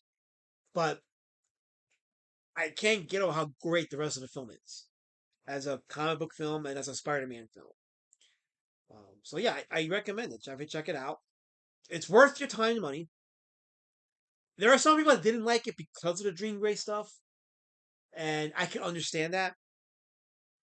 But it doesn't take away for me the rest of the movie. And some of the Dream Gray stuff was pretty solid, outside of some of the problematic stuff in the movie. So now you got Angela Curry saying Brian loves in the mouth, and now Tilso saying Brian loves in the mouth. Oh fuck, forget. Fudge, Brian Criscow. You see what you did? You turned my chat, Brian, into degeneracy. Way to go, Brian Thor. Way to go. Be like Earwig's Mad Love. He writes, Elasmat. Brand new receipt. There you go. That's a great one. Brand new receipt. That should be the name of my next documentary. Elasmat, brand new receipt. And I should have, actually, you know what? I talk about wearing the mask. I should wear my mask. Hold on. I'm going to wear this mask because, as Earwig's Mad Love points out, yes, I have brand new receipts. There we go. There we go. Elasmat. Brand new receipts. Exactly. KSS said, Elasmat, how was that opening montage? I mean, it was okay. It was. I had wished they could have expanded on more of it, but they kind of do later on in the movie, so it was fun. It does set the stage where it does let you know immediately that this is a Spider-Man film. So I was like, okay, that's cool. That's cool. So yeah. Let's see here. I have to look closer because the mask kind of blurs my vision. Henry Beeman says, Elasmat almost said in the mouth. Okay, Tillis says, I'll have to watch it now. He's talking about the Spider-Man film. Yes, you do. As KSS posts a link to the Street Champion Rotary Drake graphic novel, the hardcover anniversary edition. Coliform says, I hate it. I don't care what you hate, Coliform. You hate it, I love it. So there you go. KSS says, Elasmat, Brian loves in the mouth. What? I'm just telling the people. Well, you did. Multiple times. You told them that. Now, Andrew says, can we have a Brian Loves in the Mouth t-shirt? For fuck's sake, come on. Okay, I'm going to take this opportunity, again, to talk about Street Champion Road Warrior Drake, the hardcover edition. You can get this on Amazon.com, and you get the graphic novel plus 30 pages of supplemental material. So this is, if you have the book, if you have the first edition of Street Champion Road Warrior Drake, you want to get this because you get the story plus additional material. Mazapana says, I haven't seen a comic book movie since Avengers Endgame. Would I be able to understand this current Spider-Man movie, or do I have to go back and watch 873 previous movies to be up to date? No, that's it. Okay, great question. The answer is no, you don't have to. I haven't seen any of the Marvel movies since Endgame. That's not true, because since Endgame they did Spider-Man Far From Home, No Way Home, and Brand New Day. So I've seen the Spider-Man films since Endgame, but not the any of the other MCU movies. So, and I haven't seen any of the TV shows. You don't gotta watch any of them because this film pretty much does a good job being a standalone film. So let's see here. Earwigs Matlow says, Elasman, have you ever read the indie comic The Masked Avengers? It's Luchador Madness in space. That sounds pretty cool. It's a cool concept. I think it's a very cool concept. Henry Bleeman says, Road Warrior, a brand new Drake. Yes. See, we're having fun with the title. Totally. That's awesome. Why are you wearing that outside the bedroom? Anyway, I told you. That's supposed to be our thing.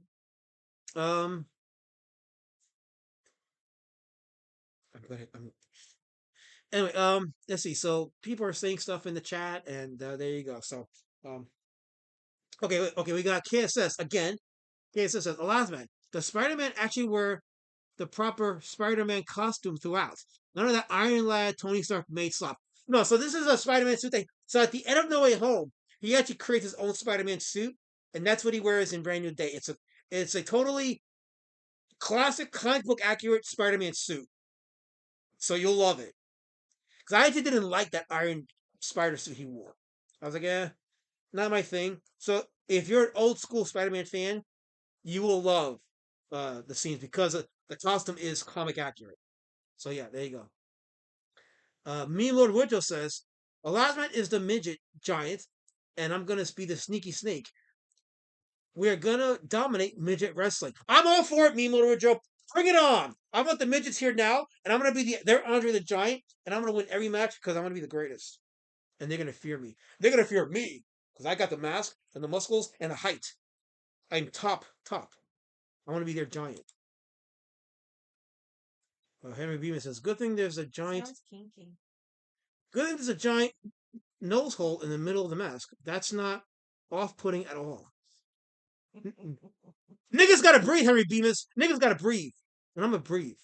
Anyway, Tilson says the Iron Spider suit was so dumb. Yeah, I hated that. I hated that thing. It makes Elijah look like he has a tiny cartoon mouth, says Henry. I gotta breathe, Henry. I'm allowed to breathe. So, but since we're talking about masks, and I was like, let me put this mask on, and wear because it's a good mask to wear for the Monday Monster Moratorium streams. It's kind of. I got this at the wrestling event that I was at a couple weekends ago, where I sold four issues, not 4 issues, 4 copies of my Pumpkin War Patch books. Yeah, Pumpkin War Patch was pretty popular at the event that I was at. So look at that. Look at that, right? All I gotta do is put these out on a table, and a bunch of grown men will be like, "Oh, she's pretty hot. I'll buy a copy." That's how this works, isn't it? I mean, good night. Like, who wouldn't want this? If you're a man with a lonely night, it would be good materials. Anyway, so lady, shut up and to stop talking about snakes. And then now Henry Bemis is LOL. Henry, there's no LOL in the chat.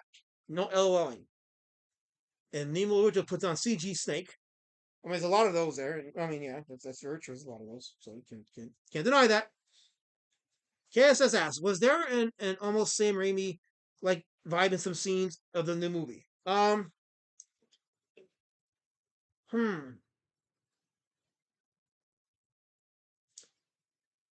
really. This is definitely its own vibe. When I say callbacks to like Spider-Man 2, it's callback in theme, but it's very much its own flavor. You know what I mean? Like when I was watching this movie, none of it reminded me of Raimi's movies in terms of how it was shot or the performances. So and that's not a bad thing at all. Not a bad thing at all. So what about a Lamau, says Henry?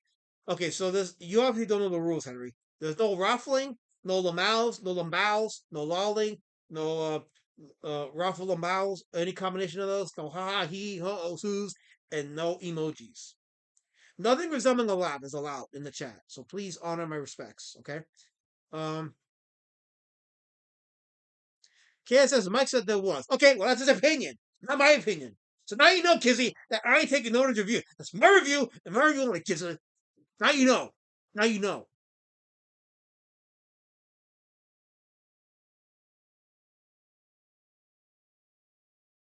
You people are gonna appreciate me.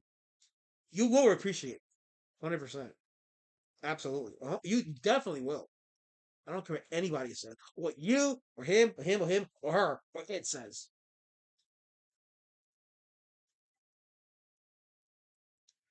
The last man trying to replace Rich Evans. I'm not trying to be red letter media, Kissy.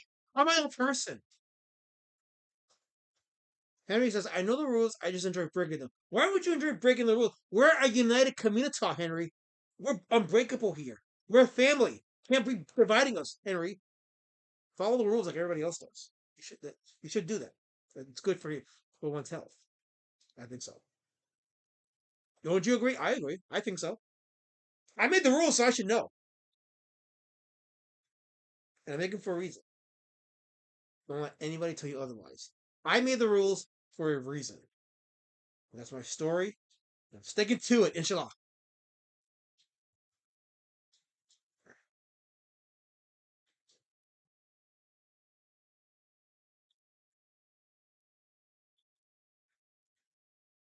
Okay. No, Kizzy. Put the LOL down, Kizzy. Put the LOL down right now. Put it down. Kizzy, put it down. Put it down. Yes, so there are rules here.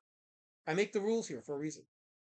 Because why is it itchy? Because if I don't make the rules, people are gonna break them, and it's gonna become bedlam here. I don't want that. I don't want that. They're not TIE fighters, Kizzy. They're not TIE fighters. I know what you're doing, Kizzy. I know what you're doing. Don't be cute. Do not be cute, Kizzy. I know what you're doing.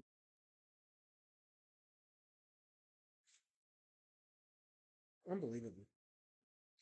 Well, I gotta scratch my face for a second because Kizzy's actions have been horrifying. They've been bad, and now they're making my eyes itch and water. I hate you, Kizzy. I hate you so much. I really wish you don't do those things, but you do. I'm putting the mask back on because it's cool. I like this mask. Wrestling masks are cool. I like wrestling masks. I used to have a Rey Mysterio mask years ago. I don't have it no more. I used to wear it for a silent horror film that I did. Um, I don't think I have it anymore, but it was kind of small on me when I did wear it, which kind of was weird because like, why would they make a universal size mask and it was too small for me? But this mask fits very nicely on me, so I'm good. No, Henry, you can't do you can't do ja ja ja ja ja because it sounds like ha ha ha ha, and that's clearly a laughing thing, and that's a breaking of the rules. Kaya says, I should have seen Tila's butt cheeks in her bikini outfit. How can you like that? Motu movie.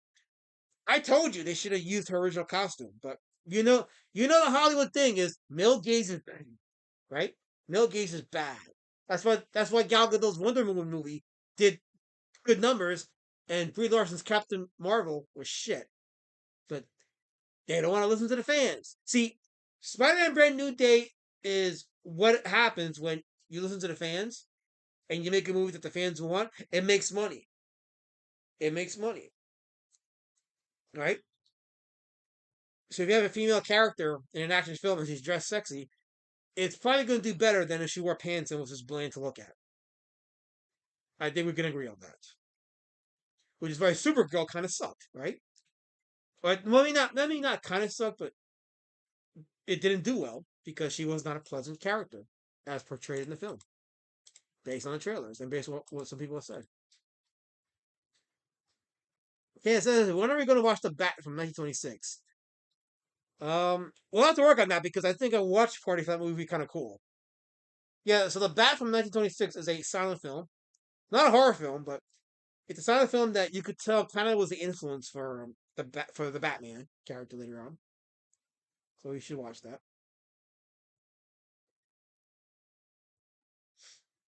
So, my throat is scratched. Okay, I'm gonna take the mask off for now, just because, or I should just probably go. Okay. Whew. It's a cool mask. I like this mask. There's this mask. This one has the ability for me to speak through, so I'll probably wear this one right now. I wore this one before on stream.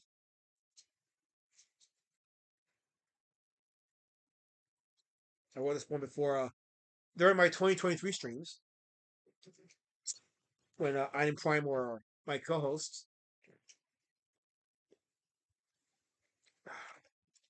So with this one, you can see my mouth, so I can speak louder.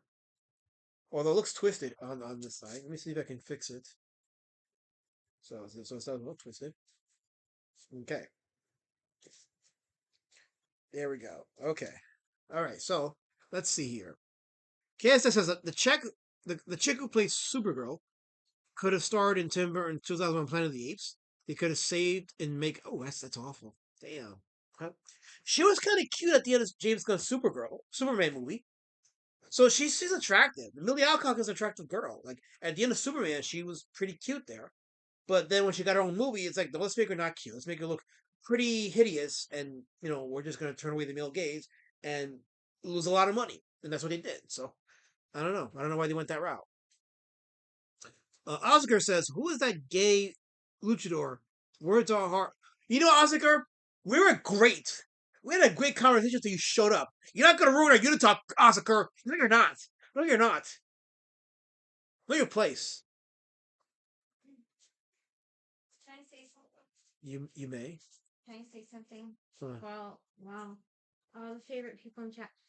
So, speaking of gay, it was confirmed this weekend by a celebrity that Elasmat's dogs are gay. That is fake news. Official confirmation. Many witnesses. That is fake science. Nope. I denounce it. Nope. And anyway, and Gifford says she's not attractive. I disagree. I think Millie Alcock is attractive. I think they did her. I think they did her dirty in the movie. So yeah, I'm gonna have to push back on that one. I think Millie Alcock is. Wait, what? Who? Anyway, Matt Savannah says I didn't realize Tim Burton was the one who directed the 2001 Planet of the Apes film. Is that one good? I never saw it, but I wanted to. Okay, so that movie is terrible. That the 2001 Planet of the Apes, terrible film. One of Tim Burton's worst films. Excellent makeup, excellent special effects, terrible story, terrible characters, and a twist ending that makes no sense to the events of the story.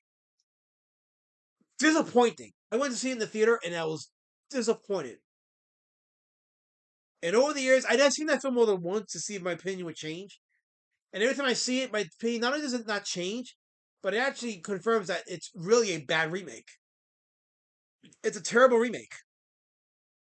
I haven't seen the other Planet, the recent Apes films, but those that have seen it have said that they're great films. So one day I'll sit down with Shadow Band and we'll watch those films. What movies? The recent Planet of the Apes movies. I thought we did one. No. I don't think we even saw the originals, have we? Together? We gotta do okay, so she and I we gotta do an Apes marathon. There's pretty a lot of movies we have. Yeah, so we're gonna have to do that. Let's see. Candace says Brad Pitt said the last man's dogs are gay. No one cares what Brad Pitt's gotta say. Nobody cares. Henry Beeman says Millie Alcock looks like a Chaka from Land of the Lost. Okay, again, I think that's unfair because they made her that way in the Supergirl film, and I think that was bullshit. Because if you see her at the end of Superman, she's pretty cute. And in real life, she's kind of cute. Like she's not ugly at all. But they did her dirty in the Supergirl film. Changed my mind. Let's see. Oh wait, Gifford had something to say about the Planet of the Apes remake. Let's see. Yeah, okay. Gifford says awful remake. Yeah, it's bad. As a matter of fact, it's one of those films. Remember I talked about. I would rarely say don't watch a. I would rarely say to you, don't watch a film. I don't recommend it. I often would say watch it for yourself and come to a conclusion. This is one of those films where I would say, yeah, don't waste your time on it. It's frustrating. Good special effects, but it's an awful story. Bad performances. The characters suck. It just don't waste your time. You're better off watching the classic Apes films from the first Planet of the Apes all the way to Battle for the Planet of the Apes, the first 5 films, and then I'll make up my mind on the newer remakes once I see them. But a lot of people swear by the new remakes, so take that for what it's worth. Let's see, reading the chat.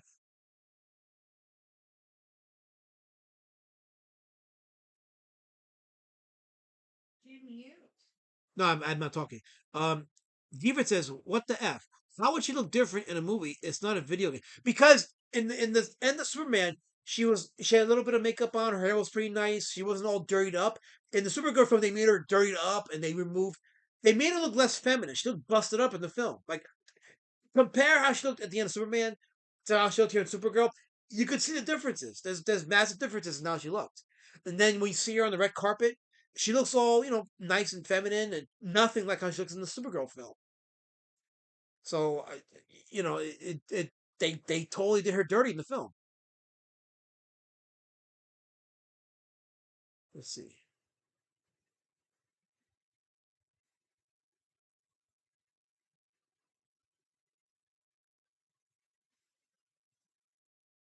I'm just checking the chat right now.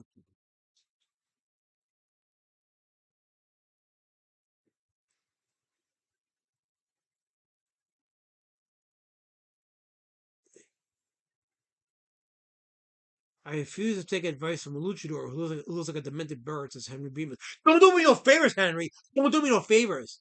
I'm legit.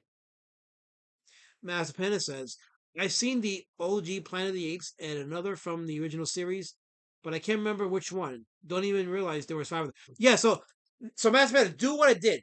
Okay, one day I watched the entire series. First, I watched the first Planet of the Apes film on Disney Channel back in the 90s. After years of avoiding it, I finally sat down and watched it, and I enjoyed it. I was like, wow, this is actually a very solid sci-fi movie. Very well made, and then the twist ending was like on point. And then the sequel, Beneath the Planet of the Apes, a step down, but still a solid film nonetheless. And then one day, the Disney Channel had on not the Disney Channel, American Movie Classics, AMC, had a marathon of all 5 films. So I dedicated a day to watch all 5 films, and it was a blast. Like each film, I would say each film in its own way was great, with the exceptional battle for the Planet of the Apes, which is the fifth and final film in the series. That film definitely the weakest of the whole series, but it wraps everything up. But Planet of the Apes, the first one, solid sci-fi. Beneath the Planet of the Apes, entertaining, a step down, but still a pretty good movie nonetheless. Escape from Planet of the Apes, another great movie in the series. Conquest of the Planet of the Apes, solid movie as well, very solid, very well made. And Battle of the Planet of the Apes, a decent conclusion, but definitely flawed out of all the 5 films. But definitely make a day out of it and watch all 5 films. It's a great way to spend the day. I'm telling you, when I watched all 5 films, I'm like, oh, these are awesome movies. I have the box set of the original Planet of the Apes series, and yeah, it's great. And that box set includes a documentary about the making of the movies, narrated by Roddy McDowell. So yeah, I definitely recommend it. It's one of my most prized pieces in my DVD collection. That one. Um, so yeah, do that. I will absolutely do that. 100%. Um, Man, Millie Alcock is attractive. So if you guys don't think she's attractive, well, that's because you anybody that doesn't think Millie Alcock is attractive is just like Brian. You all like it in the mouth. So if you don't think Millie Alcock is attractive, that's because you, like Brian Crisco, like it in the mouth. You're all mouth likers. That's okay. There you go. That's what it is. You guys are mouth likers in the chat. All you mouth likers will say the same thing. Millie Alcock looks like Chaka from Land of the Lost. Because you guys are mouth likers. You're part of Brian Crisco's growing cult of mouth likers. I was all this time falling out against the Formina cult. No, the Formina cult is taking a backseat to the mouth likers. Crisco's mouth likers. You're all grown in the chat. Beefert is the first member of Crisco's mouth likers cult. Jeez. Kaya says, I like Beneath the Planet of the Apes more the more I watch it. It's nowhere near the original 68 one, but still the second best in the series, in my opinion. It's a solid, that's also a solid sci-fi film, Beneath, because it does give more mythos into what happened to the Earth in the future, especially with the humans. So yeah, it's a solid movie, 100%. Each film is pretty fun to watch, and in their own way well made. Giefford says Helena Bonham Carter as the ape woman in Tim Burton's remake is cuter than Millie whatever cock. That's cause Giefford, you like it in the mouth, just like Brian Crisco. You're a mouth liker. Kyle Bogdan Joseph. I read the Star Trek Planet of the Apes crossover. Meh, and the Green Lantern Planet of the Apes crossover also meh. Well, I didn't know they made it. I mean, I'm sure they did that, but I didn't know they make it. So, Kyle Belkin just says she's okay looking. Want to turn her down? Okay, I accept that. Sure, absolutely. Yeah, she looks like she was born 5 months premature and survived. Says Henry Bemis. Henry, that's because you're a mouth liker. You're a part of Chris Gal's mouth likers.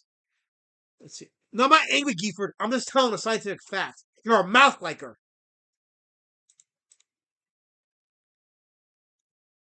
Every single woman in the MCU looks better than her, says Gifford.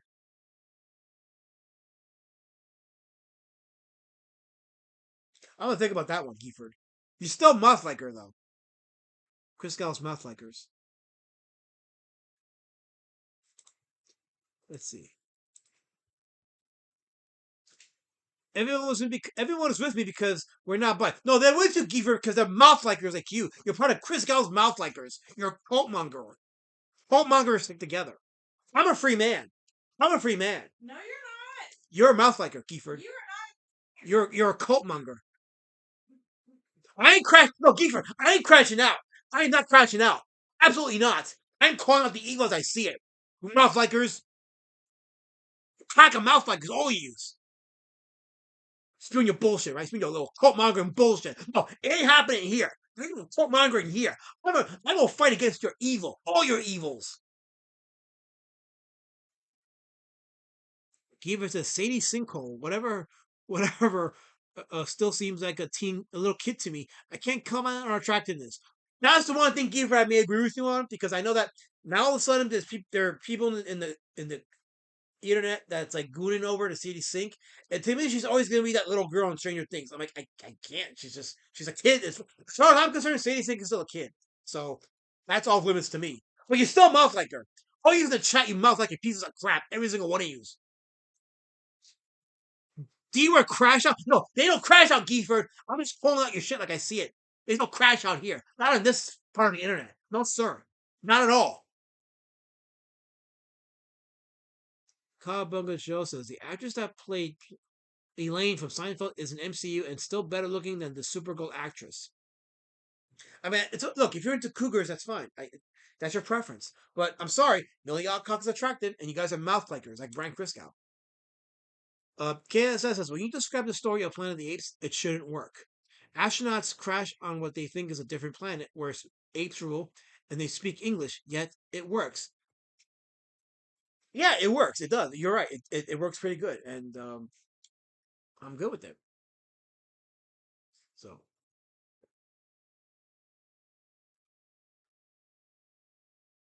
Now, Savannah says, speaking of Gifford's last comment, I have friends that say Peggy Carter's actress Haley Atwell isn't hot, but I strongly disagree. We argue back and forth about this. I agree with you, Mazapana, and I think a lot of people agree. She is pretty hot. 100%, yeah, absolutely. And absolutely, Captain America would absolutely go back in time for that? Sure, why not? I would go back in time for Lady Shadowband, so why wouldn't Captain America go back in time for, what's her face? Anyway, I said I would go back in time for you. Gifford says, not even. Because Gifford's a mouth liker who can't. What? You're a mouth liker, Gifford. Don't defend Gifford. He's a mouth liker. Stop it in the chat. When's my next wrestling match? Says Gifford. Maybe against you. Maybe I should take you to the mat and put you in your place, Gifford.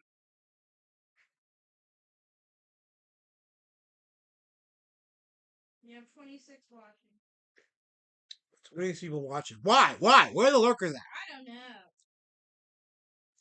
Haley Atwell is objectively attractive, says Asuka. Yeah, I agree. I don't know of anybody who would say otherwise.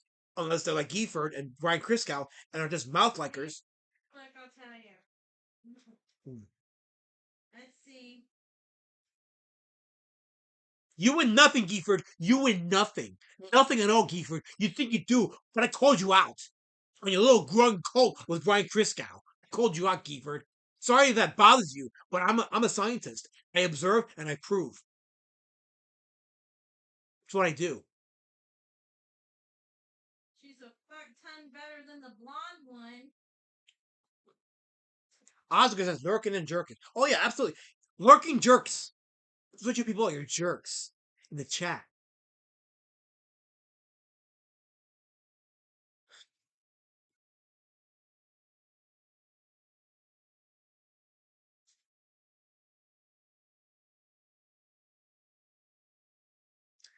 Mazapana says they claim her. They claim her jawline is too strong. Like get that nitpicky BS out of here. She's on point. I agree. I think nitpicks like that are stupid, Mazapana. I 100% agree. I'm like, you got these weirdos online that you take girls that are just objectively pretty in real life, and it's like, oh, she's too fat, or they talk about how the jawline is whatever. Like, dude, get out of the freaking house, okay? I mean, good night, good night. Like, I don't know. They're a bunch of Brian Chris gals. All of them are Chris gals. They're all Chris gals.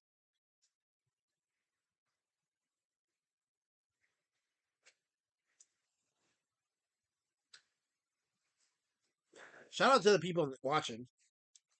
22 and strong in the viewers. I'll take this opportunity to pitch again the hardcover copy edition of Road Warrior Drake, Street Champion Road Warrior Drake. The link to get this book is pinned in the Amazon. Is the pinned message with the Amazon link to the hardcover edition. My good friend Kaz will post the link to the paperback edition if you just want to get the paperback. But you get the graphic novel plus 30 plus pages of extra material that talks about the making of the book, as well as artwork that I drew of the character over the years, including original artwork from like 1998. Road Warrior Drake drawing that I did from 1998. So, yeah, this is pretty much like a history of Drake in this wonderful hardcover. You're going to want to get it. So, get it right now. The Amazon link is pinned in the chat. Okay, it says Millie Alcock is part Australian, part chimpanzee. And you're 100% mouth likers. You're a Kriskanite. Okay, that's what you're a Kaz. You're a Kriskanite. You and Geever are both Kriskanites.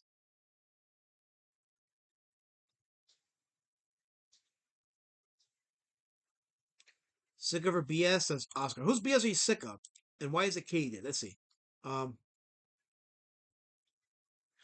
Okay, you said no matter how hot a woman is, there is a man shit of her BS.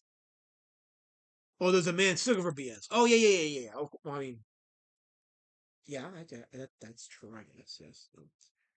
Millie Alcock is the missing link, says Kay. Says, yeah, she's the missing link to you actually being a good person and not a mouth like your kids, like your BFF Brian Criscow.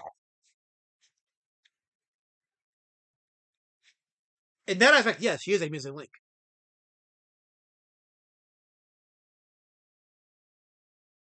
Who said that? Wait, Finn's Pinsilk Betting says the mask really has a thinning forehead effect.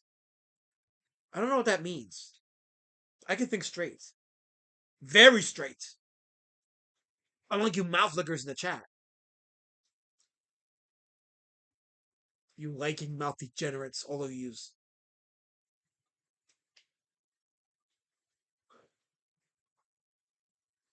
I'm actually now I'm upset because we were having a good conversation until you decided to just turn all into butt stuff, because that's what you mouth likers do. You do butt stuff because you can't have pretty girls in the conversation without you clowning on them, thinking that you're all a bunch of chads and not the mouth likers you turn out to be.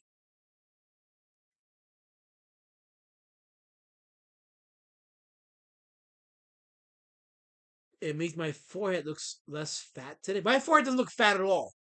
It doesn't look fat. I'm fit. Fifth pistol betting. I'm fit. I'm the standard. Kyle Bug and Joseph. She's part Aboriginal. Okay. Oscar's followers of Kriska. Yeah, you're a Kriskanite. Bunch of Kriskanites in the chat. So sick.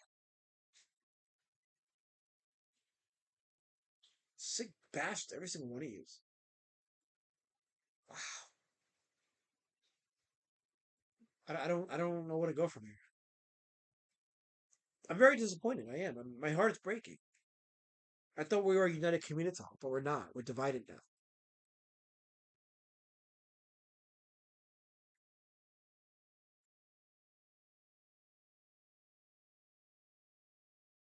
KSS says you actually have 23 people watching. Mike from Red Letter Media is not one of them. He said he's tired of watching bullshit.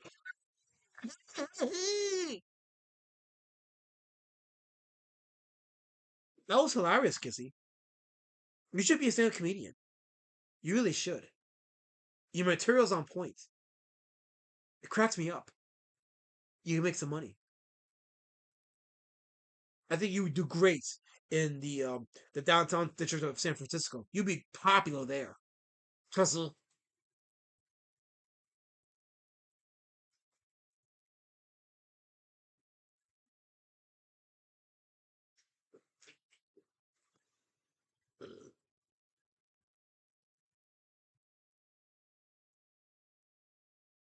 Cowabunga Joe says, I agree with Lasma. She's attractive. Yes, Cowabunga Joe. You're not a Christianite.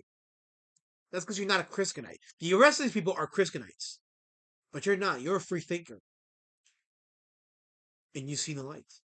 So you get it. Okay, it says I'm sitting. Good. I hope that toilet seat is very warm for you. She says,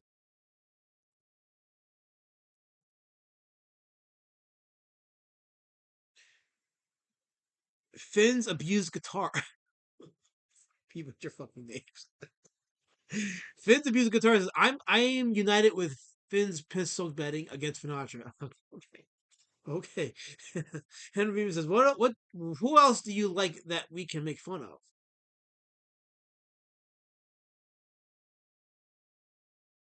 Candace says she's attractive when standing by Leslie Jones.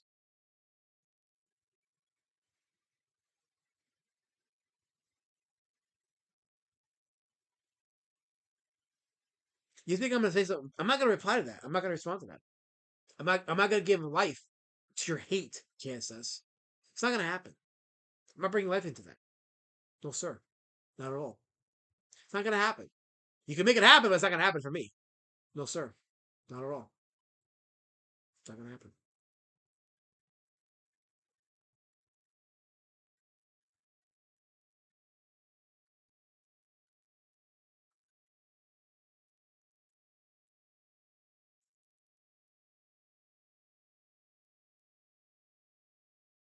I saw what you did there, Kiki. I saw what you did there. Don't think that you don't believe for a second that you think you're the Jean Grey of this chat. You're not. You're actually gonna get consequenced. I'm gonna give you consequences, Gifford. It's gonna happen. It's gonna happen.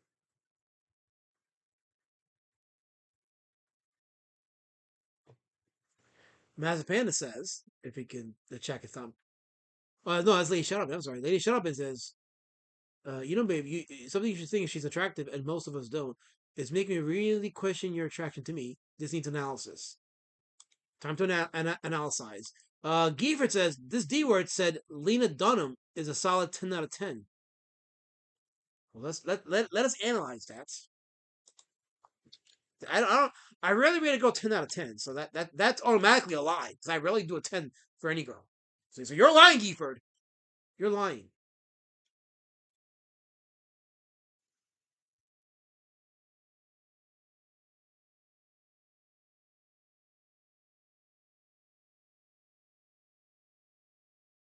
I didn't say no was in your laptop, though. No, wait, no.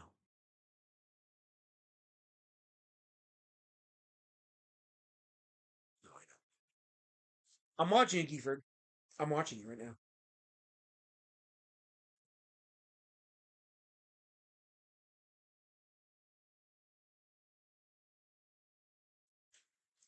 Yes, Gifford, I had to Google Lena Dunham, because guess what? I don't know who she is. Apparently you do. So I know how many folders you have of her. I guarantee you got a lot of pictures. You have a huge folder. I bet you, Gifford.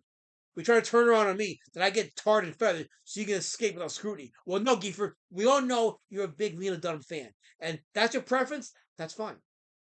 That's fine. I'm not judging. I will not judge you. I do not judge you, Gifford. You're not judged. You're still a Christianite, but you're not judged.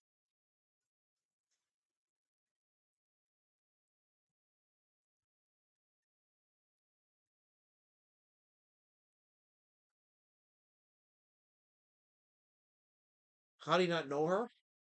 Jeez, Gifford, I don't know. Maybe there's 4 billion people in the world, and I don't know every single person that lives on this planet. Gifford! I guarantee you didn't know who Agent Habibi was until a month ago. Right, you racist? I guarantee that. When did I say she was 10 out of 10, Gee?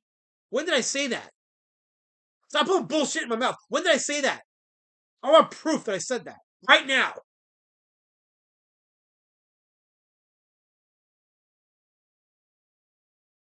Give me evidence of your assertions, lest I take you to account.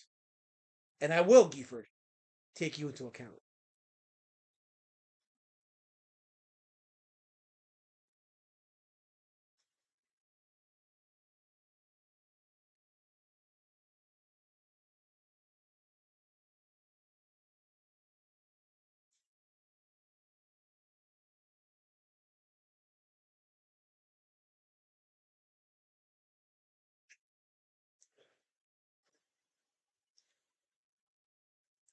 Getting back to In the Mouth of Madness, it should speak volumes that I'm not doing a drawing. That I'm not doing a drawing based on that movie because the creatures were hardly in there. They just come and go. Even the scene with the big wall of monsters coming at John Trent's character, like it passes back too fast, and there's a jumbled mess of stuff, of prosthetics and practical effects, which is probably cool, but you get a quick shot of it, and that's it.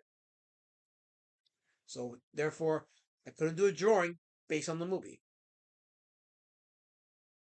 Que sera, sera.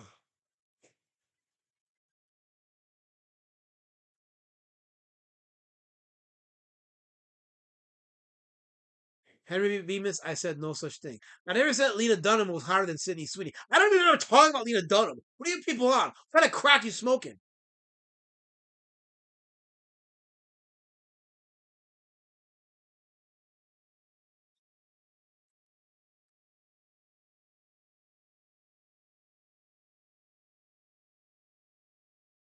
I know KSS.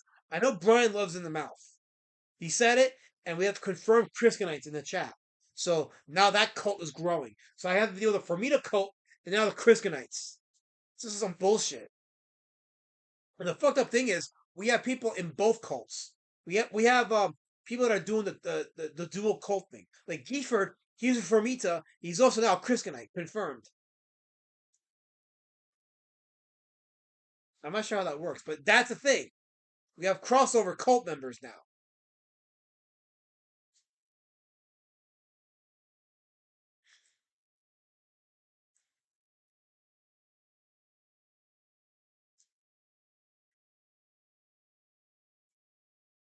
Mouth of Madness was Brian's name in college.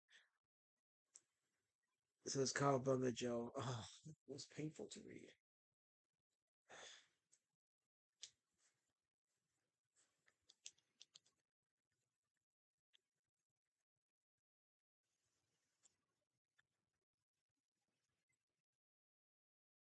Blah.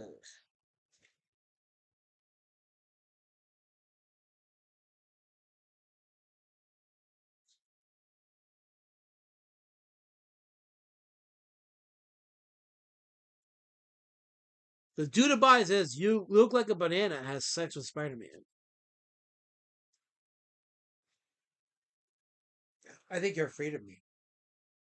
I bring fear because I'm a growing man and my influence grows in various ways. And that's okay. I understand your fear. But it just tells me that I have influence. And I'm important and intimidating. Therefore, I'm strong and so full of inspiration to people. One day you'll get it. One day. Till then, though, you're just going to have to just watch the boat sail. The boat of success, of victory, of satisfaction. It's what I be. Because I be what I do and do what I am. Right?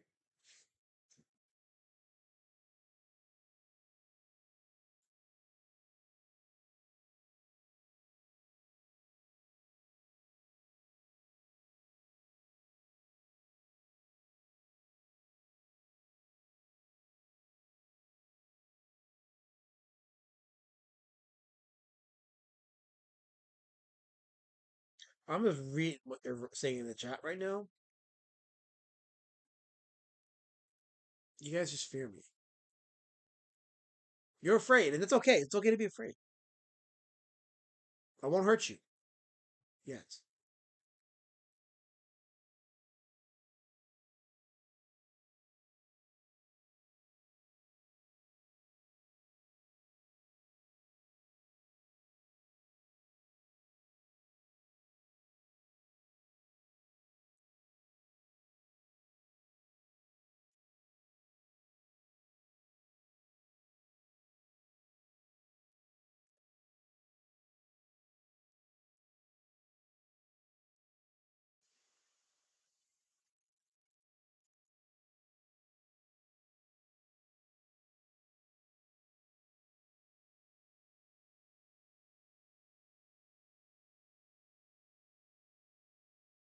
Masked fruitcake dude bites? Are you serious? When I see you in person, I'm taking you to a pretzel. Dude bites. I know fruitcake. I'm a real man. You fear me, and that's why you try to bring me down with your words. But your words reflect off me. Dude bites. Or should I call you Mamabites? Hey guys, it's Mamabites.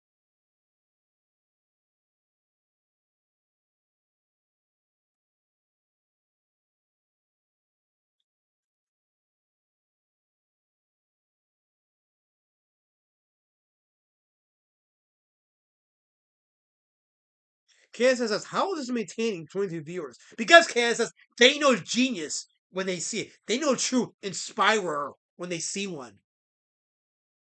They know I'm trying to build a community. I'm trying to maintain a unified community. They see my vision. So even if you don't, they see it. They get it. That's why they're here.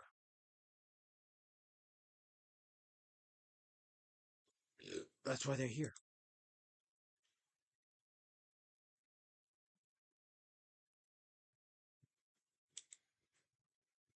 But it bothers you, doesn't it? It just makes you seethe. Cope and seethe. But I'm here. And there's someone in the chat that wants to be just like me. Absolutely, all the time. All the time. They want to be just like me. But you can't because you got these Priskinites in the chat stopping you. And I'm going to help you overcome that. You will not be stopped by a Kriskanite or a Fermita. No, you're going to overcome that and be exactly as you were intended to be. A leader. A challenger.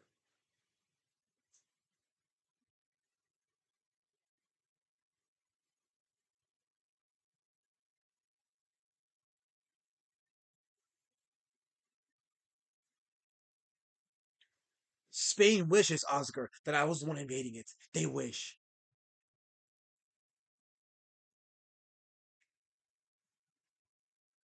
Are you drawing? There's nothing to draw. Huh? There's nothing to draw. And I already finished my... Well, let me show you guys my Cthulhu drawing. Some of you that didn't see my X post. This Cthulhu drawing has gotten quite the reaction. And I think it's setting the stage for the anticipation for the Road Warrior Drake Stipple storytime comic that I'm working on.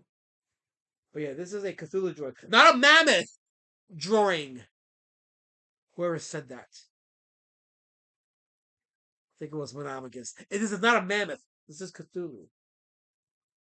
See, it's Cthulhu. Rising out of the water in the still of the night. Ready to judge humanity and destroy it.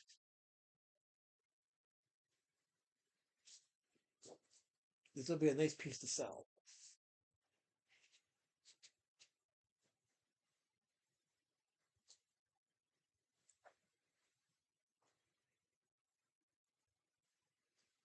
KS says I'm drawing the chat's eye. Good, good. I don't want to be in good with Christianites. Good. I'm not drawing Razorback, Ozziger. I'm sorry. Nobody wants to see me draw Razorback. They will tune out real fast. Razorback.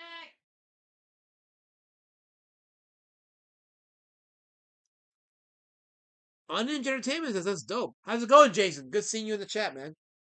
Yes, I like doing the stipple. Looks like Snuffleupagus. I know you think so, Colorform, because you want to bring me down. because you are fearful of my success and my evolution. And it's okay, color form. I want you to be afraid because it just confirms that I am right. It confirms me.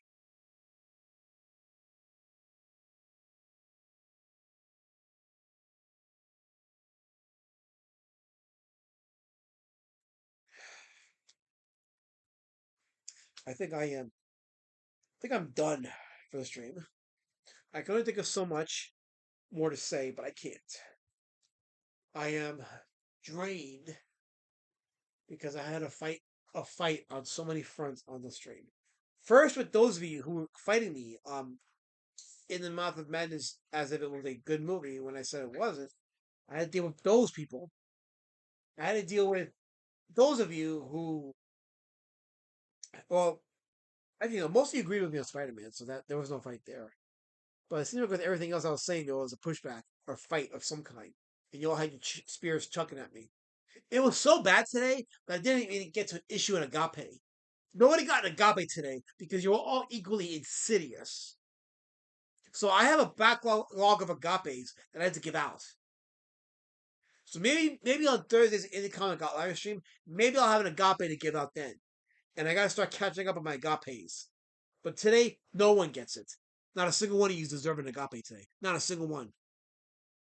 And the funny thing is, that agapes aren't even earned.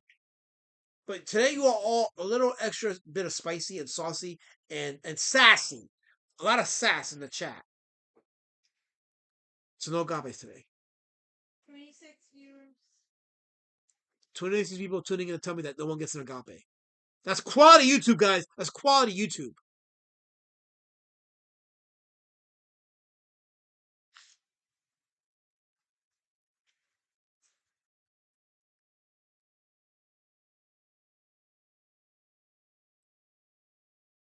Who just gave an agape?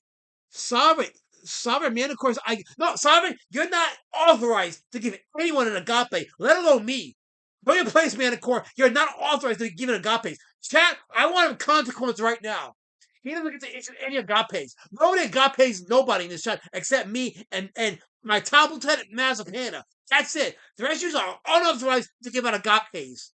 Shame on you, Manicore. What's wrong with you?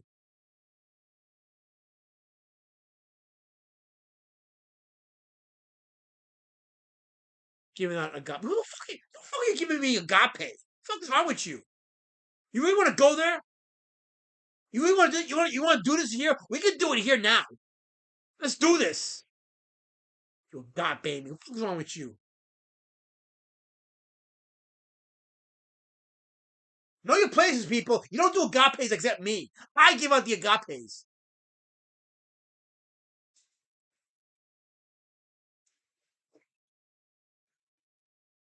That's why today no one's getting an agape. Nobody.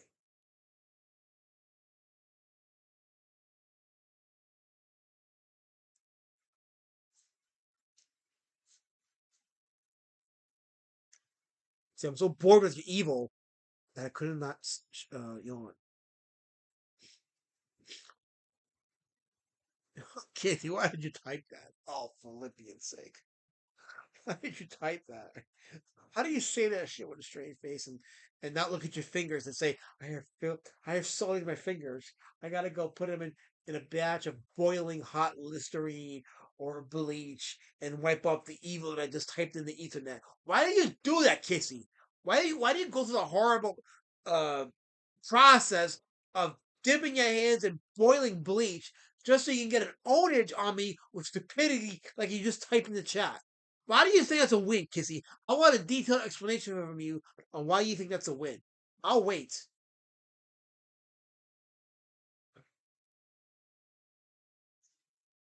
All because you wanted to say Brian, I got paste in the mouth. And the pain of you dipping those fingers into boiling hot bleach, was it worth it? Was it worth it? I want an answer to that. Was it worth it?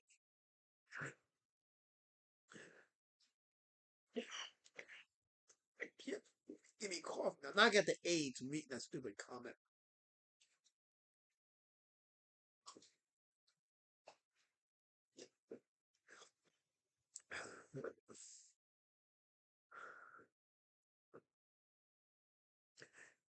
Manticore says that mask makes you look more like a peanut, more like Mr. Peanut than your actual face. See, I don't know why you think it's supposed to be an insult on me. I reject it.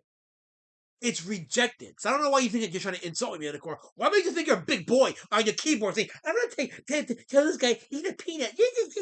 Why do you think that's going to make you a big man, Manticore? It's make you a big man. It makes you a loser. It makes you a bully. And I'm going to push back on bullies. I'm a bully fighter. I'm a bully fighter. I'm pushing back on you, Manny. Manty.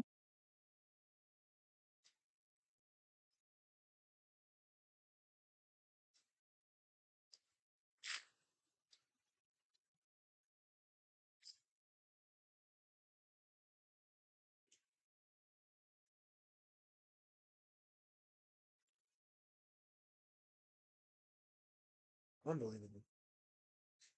What a disappointment.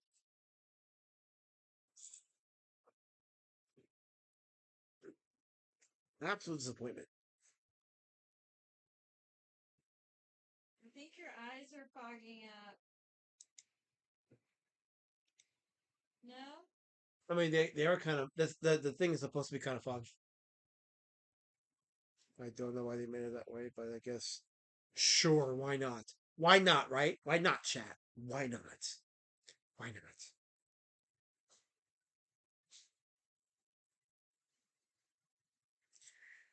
I think I'll call it a stream. I'm spent. I'm exhausted. And I've given enough of my greatness. I'm not gonna let you people in the chat bully my greatness because you're not worthy of it. It's not gonna happen. Not gonna happen. So I'm gonna bid you all good night. Bid you all an adieu. Of we to say, inshallah, and all other good stuff. And don't forget to get Street Champion Road Warrior Drake, the anniversary edition. You can get it on Amazon. Links pinned to the chat. It includes the graphic novel plus 30 pages of supplemental material, some artwork before the books and since the books. It's a great little history on the character of Road Warrior Drake. You're going to want to get it. So, belongs in your collection. So, on that note, y'all have a good night. Take care. And I'll see you for Thursdays in the Comic Out live stream. Bye.